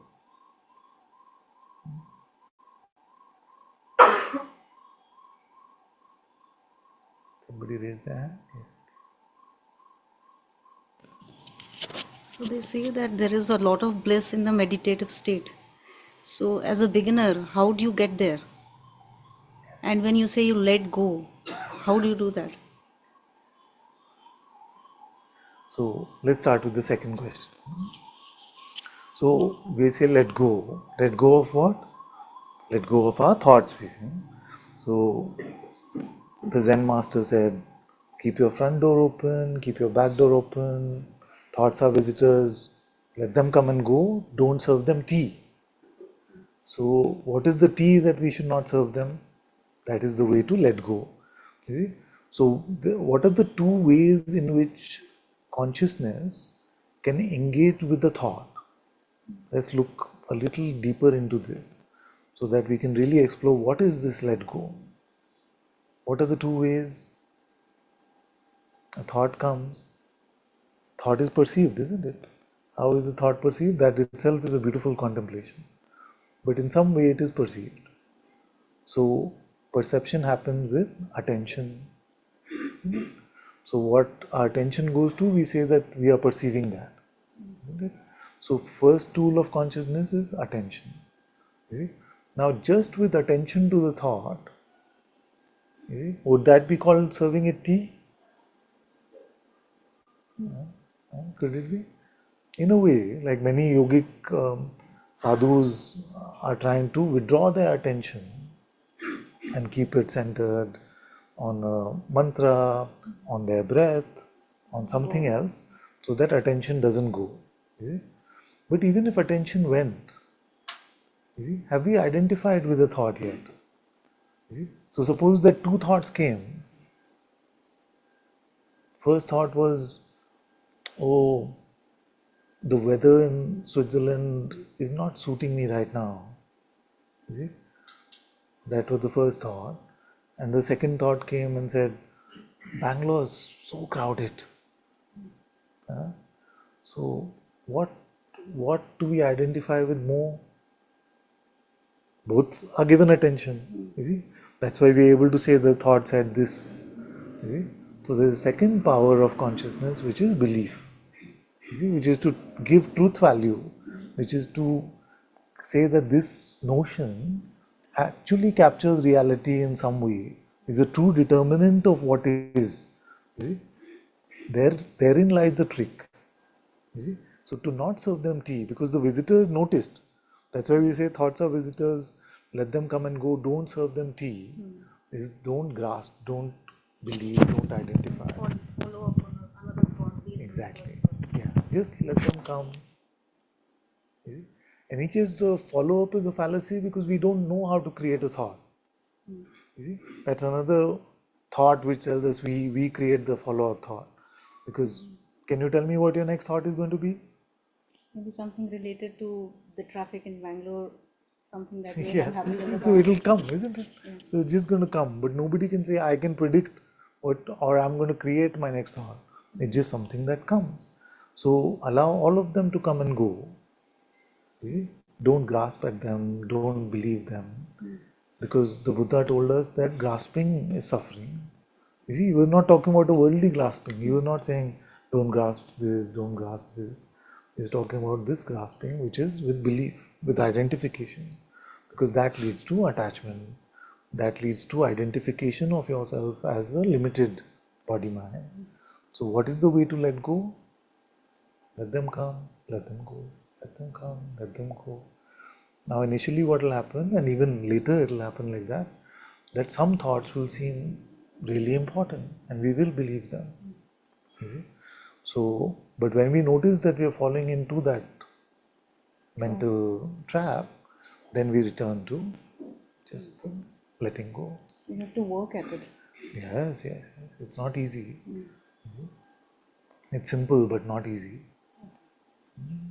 It's a training, basically. Yes. Well, we can't predict. There may be some who come hear this for the first time. They're like, "Oh, I done." You see? And some foolish one like this one still working at it. Am I 100% free from belief in any thought? Of course not. Still a work in progress.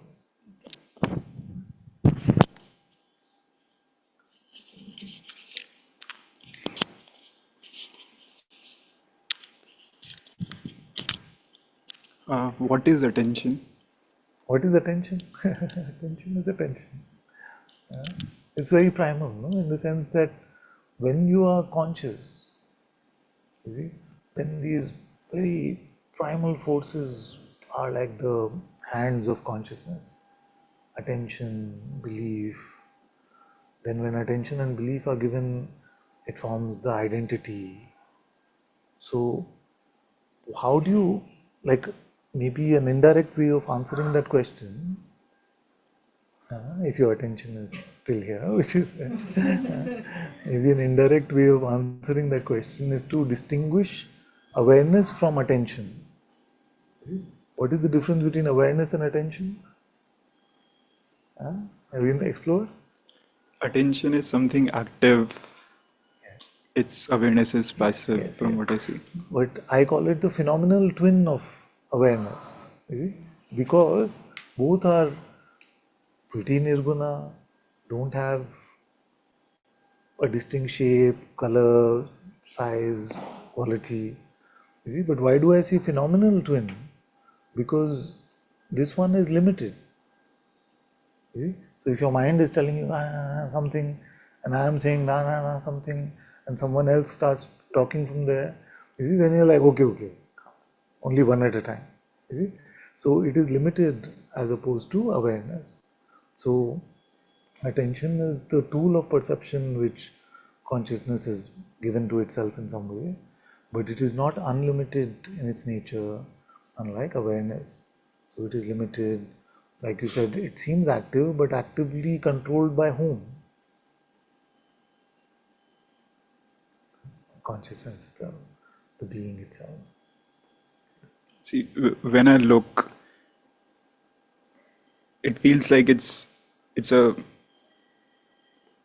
laser which is in my hand, and let's say if I take my attention to here, I can see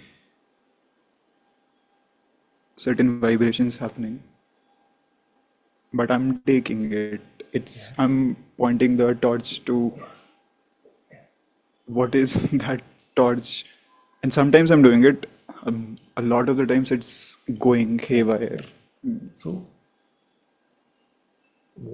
who is the I which is controlling the attention? And another way to ask that question is, who is attention reporting back to with the content? You see, you said like vibration, this. So when the content is coming from an apparent world, who is seeing that? Who is hearing that? Me. Or who is that one? It's me. You as body mind? No, it's me. So this me is the being, is the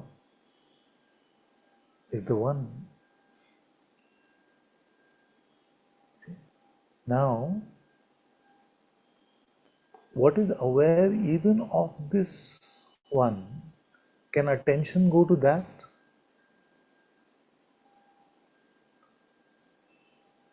You see, it can't go to that. And that is why that insight is purely intuitive. It is not perceptual. Like we were talking about earlier, that beyond perception, beyond concept, there where even attention cannot go, although in the process it may seem to get withdrawn from that which we call the world, but to that it cannot go.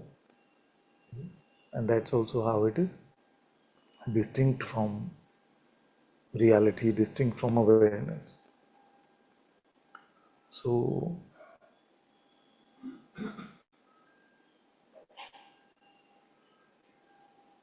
in the waking state, in the presence of being, attention and belief are present, are available to consciousness to take this narrative, to take this world and narrative to be as true or as untrue as it wants.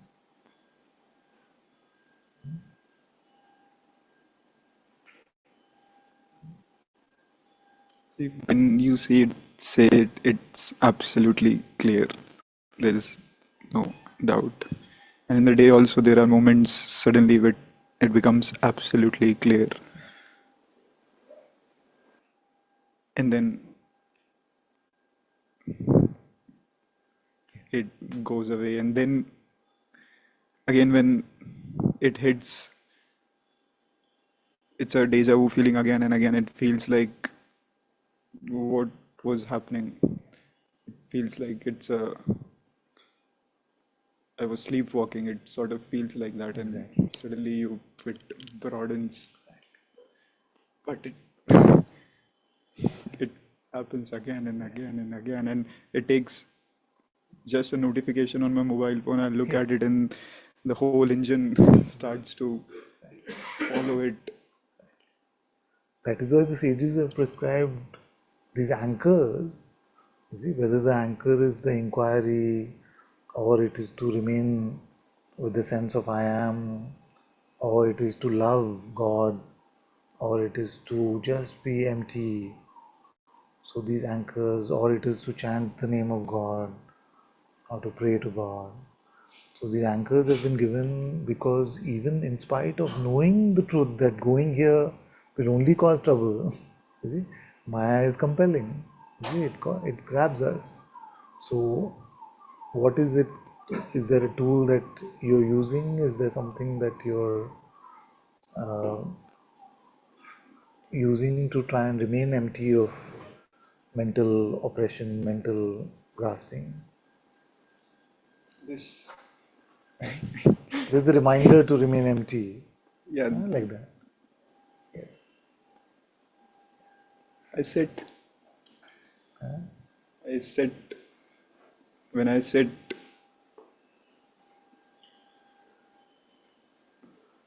yeah, if I just take some time out to sit without any preoccupation, after all the wandering, it comes back.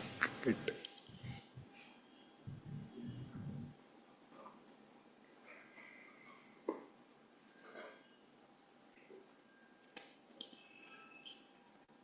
If your sense is that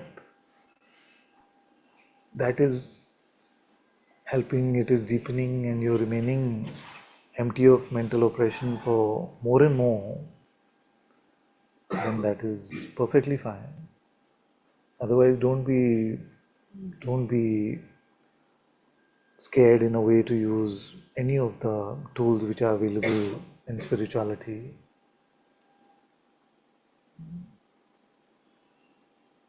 Sometimes we also feel that no, I should be like I don't know, like, no practice. No. But you have to be true to yourself. Yeah? Because the idea is not to like win with God in a proud way, but just remain with God in whichever way it helps us. Thank you. Just pass the mic back. We touched on the body.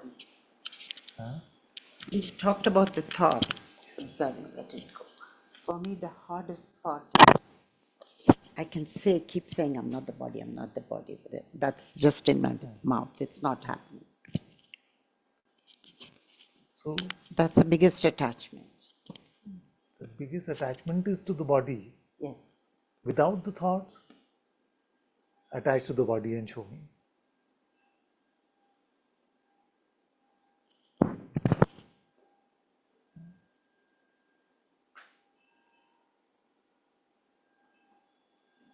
Can you please repeat that? Yes.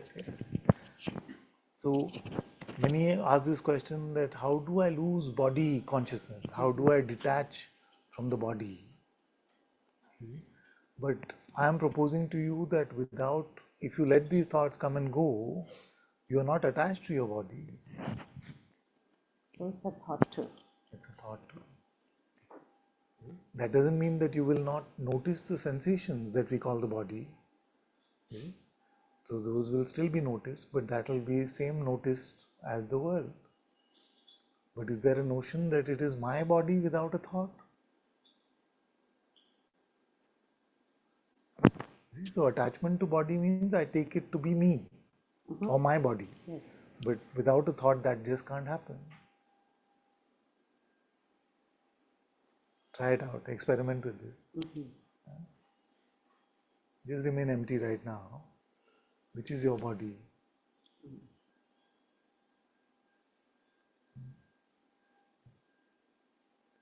This is exactly in a way what he was also saying, that in pure perception, so what I call pure perception is contaminated by mental narrative. You see? So in pure perception, I cannot say my body, your body, this body. You may still have a centrality of like a visual perspective. You see? It doesn't mean that this instrument becomes me or I'm attached to it.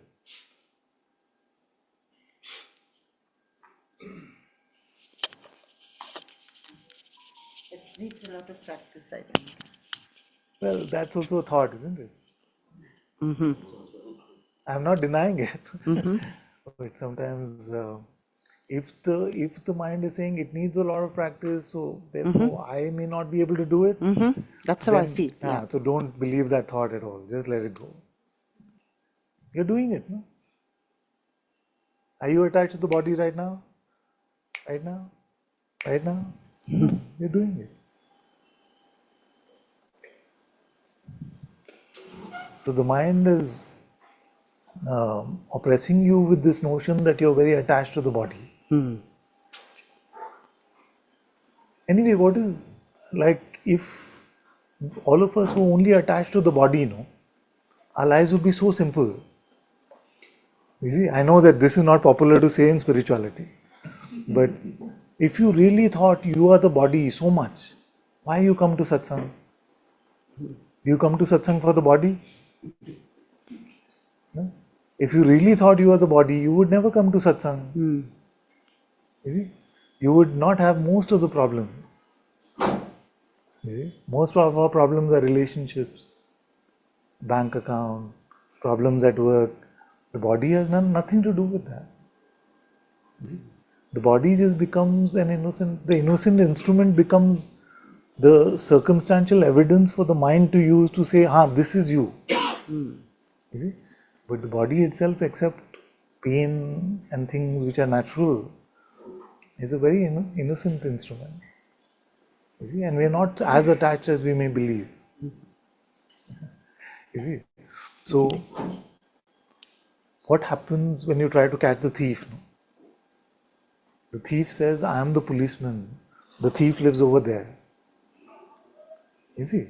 So, the thief is dressing up as the policeman and telling you that your problem is the body or your attachment to the body. That is the thief.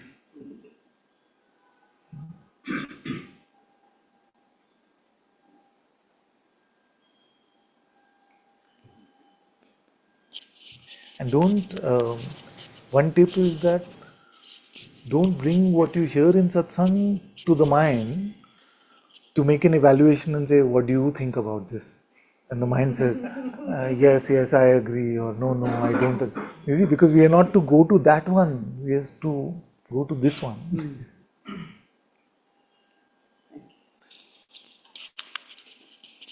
When you were discussing the body, there's one thing I don't know how to resolve is, see, I'm aware of the sensations of my body. I'm not aware of the sensations of his body. So somewhere this body is a very gross reality, and so there is a relationship with my body and not with anybody else's body. So how do we... Sometimes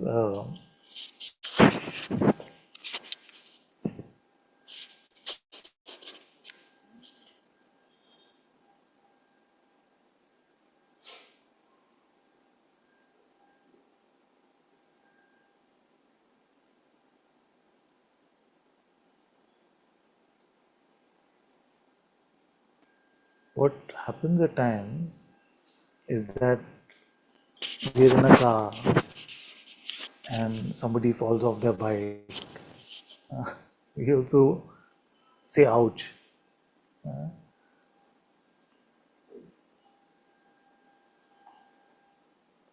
But maybe a better example is when you dream, are you aware of the sensations in all the bodies because they are inside you?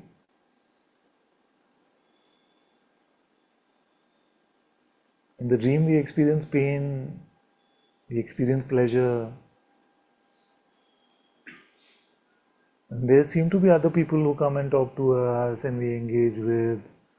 Some recognized from this waking, some unrecognizable from this waking state. Even in that dream, we take ourselves to be inside that container, that dream character. Yes. But the entire dream is where? So could we be having this conversation in a dream? It's possible. Possibly. This moment could be in that dream. Yes. Can we really say it is not that? No. There's no way for us to say it is not that. You see? So if we can accept it after waking up, we have to accept it even now, because even if, okay, let's say I cannot conclude that all of this is within me. Huh? I cannot conclude that all of this is within me. Suppose that is the problem. Okay, but you cannot conclude that it is not either, because this could very easily be a dream. So remain in that I don't know. That will allow you to remain intuitive. Okay.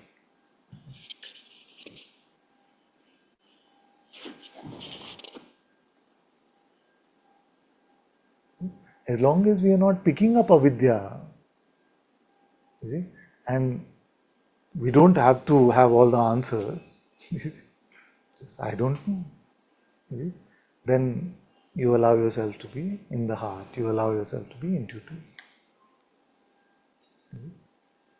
Otherwise, the mind can always say, "But do you know?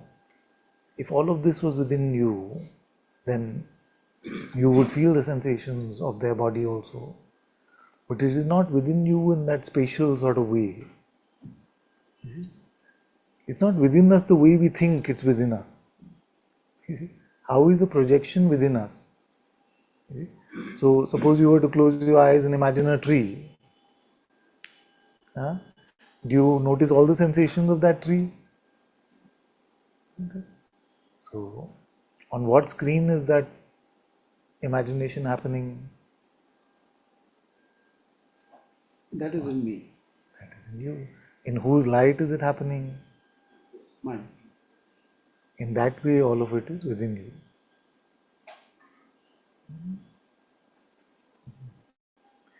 You're hearing this man, you're seeing this man in front of you. Where is that experience of that seeing happening within you or outside you? Within me.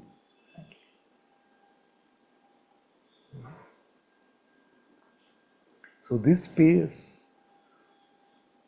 happens in the space that I am. It's not that there's a bigger space in which this space comes. You know, it's not spatial. The within me is not a spatial construct. The mind wants to make it an understanding in that way. You see? The within me is that I am the screen and I am the light in which these appearances are playing out.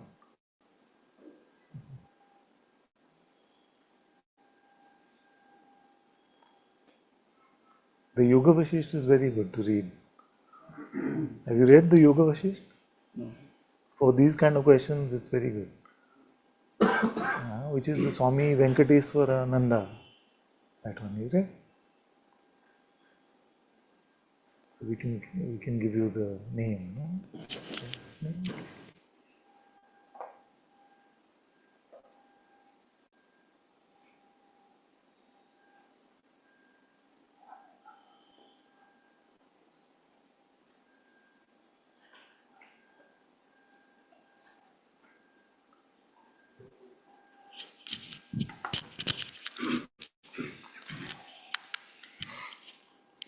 Okay. So I want to bring this up again. You asked you asked the question about deep sleep and, you know, am I there? I can't really say that I'm not there in deep sleep. You're not there. Okay. Who knows that? Who comes and tells you? But when something merges out of it, there is this amness, but there is no amness in that. There is no amness in that. Who told you? You are not It there. wasn't so the someone amness must of have that told I you. reported. Huh? Who told me? The absence of this amness, recognized by the rising of the amness. So the absence is recognized by the presence.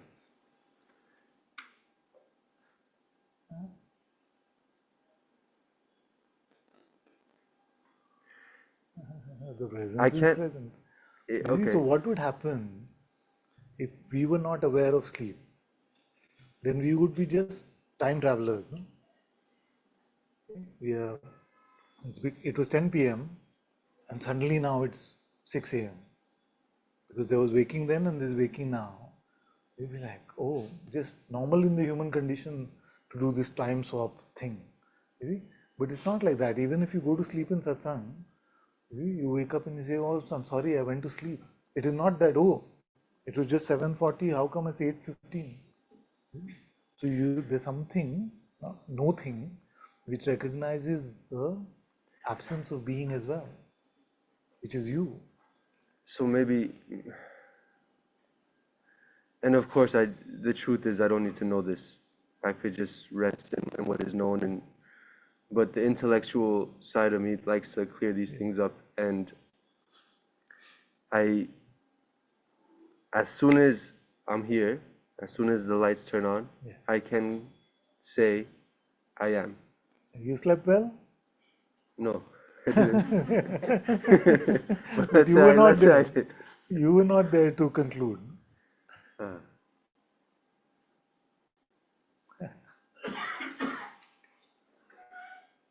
So awareness, okay. Awareness is there. Awareness is there. Yes.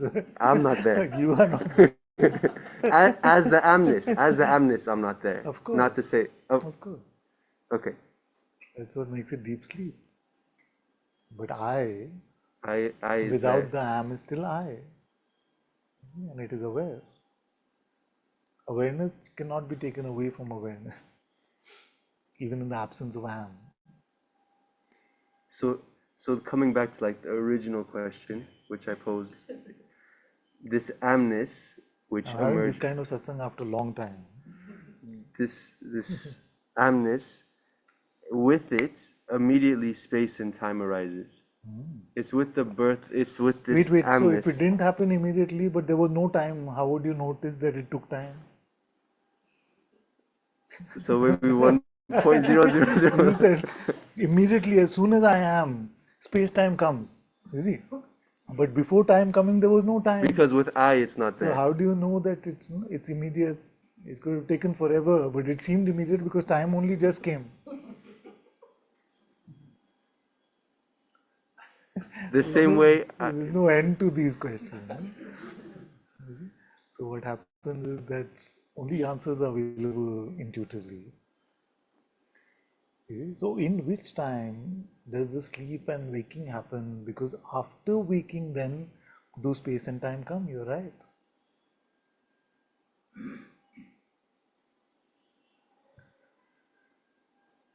Yeah. Trust your heart. And you start trusting your heart and speaking from there, then you speak absurd things like Ashtavakra and Ribhu and Dattatreya. You see, but somewhere they ring true in your heart. You know, I could say a real big obstacle here. I would say this intellectual yearning for spirituality has really died out quite a bit, but this impulse to understand and to know, it's really just trying to satisfy a desire. It's such a strong, it plays so strong here, and I really wanna, inshallah, just put it at your feet and. Very good. I'm very happy that to notice it is most of the job. Yeah?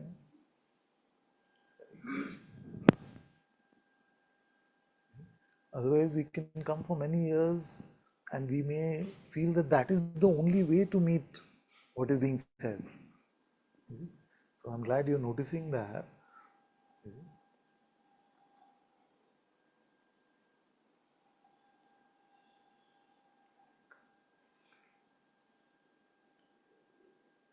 One tip is to ask yourself, what do you get when you receive an answer? Just to satisfy desire. It's just like a scratching of an itch, no? An itch was there, you scratch That's it. it. There's no real insight, no? It's just a concept that you got. So if you ask a question of why did God create this world? So someone will say to experience love. One will say to experience the unmanifest created this to experience, to taste itself in a manifest way. One will say just entertainment. But none of those answers are actually true or plausible. The only answer is intuitive. But many times we hanker for intellectual understanding, but it's nothing. It's just pebbles. We make a storehouse of pebbles. But one atom of heart inside is worth much more than the museum of pebbles. So stay there.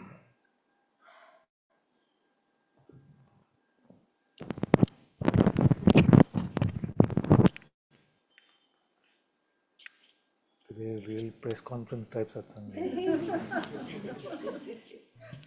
This witness perception, like Sakshi Bhav, is more like a meditation kind of thing, or is it a practical thing to do on a daily basis, like To be a remain as the witness? witnessing, to remain as the witnessing is just to remain in pure perception, allow your thoughts to come and go. So you can stay like that the whole day? Yes. Well, the whole day may be tough, but more and more. Because the whole day means not one thought is believed in. No? Not one thought is believed in. So I'm not there yet. You did mention that when you get up, there is self-recognition. Is it like then at that point you try to not, detach from the body and the mind, kind of? Is that what you meant by self-recognition? Or When you get up, I said like that? you mentioned it in passing. No. I say all kinds of things, but maybe there's the recognition of being, the recognition of Atma, I amness.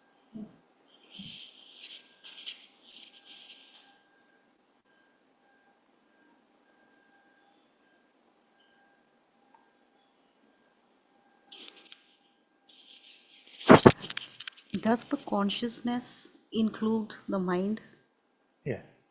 So it's basically what you are, the mind, the heart, Everything that is perceivable is in consciousness. is in consciousness. So when you get up, essentially, your consciousness wakes up. Yeah. And when you're sleeping, it's dormant, but it's still there. Yes, in the sense that sometimes the words consciousness and awareness are confusing. So in Indian spirituality, hardly anybody talks about awareness. Mostly Bhagwan Ramana Maharishi and Maharaj spoke about awareness and made a distinction with this consciousness. Some would, otherwise in the past it was called like a sleeping consciousness and a waking consciousness, which is another way of saying just pure awareness and then a waking I amness or beingness. So the terms are not that important, but I like to clarify just because we use a certain way of using awareness, consciousness, and if we don't come on the same page about them, then I could be saying something what is being understood could be something very different. So that's why I like to clarify.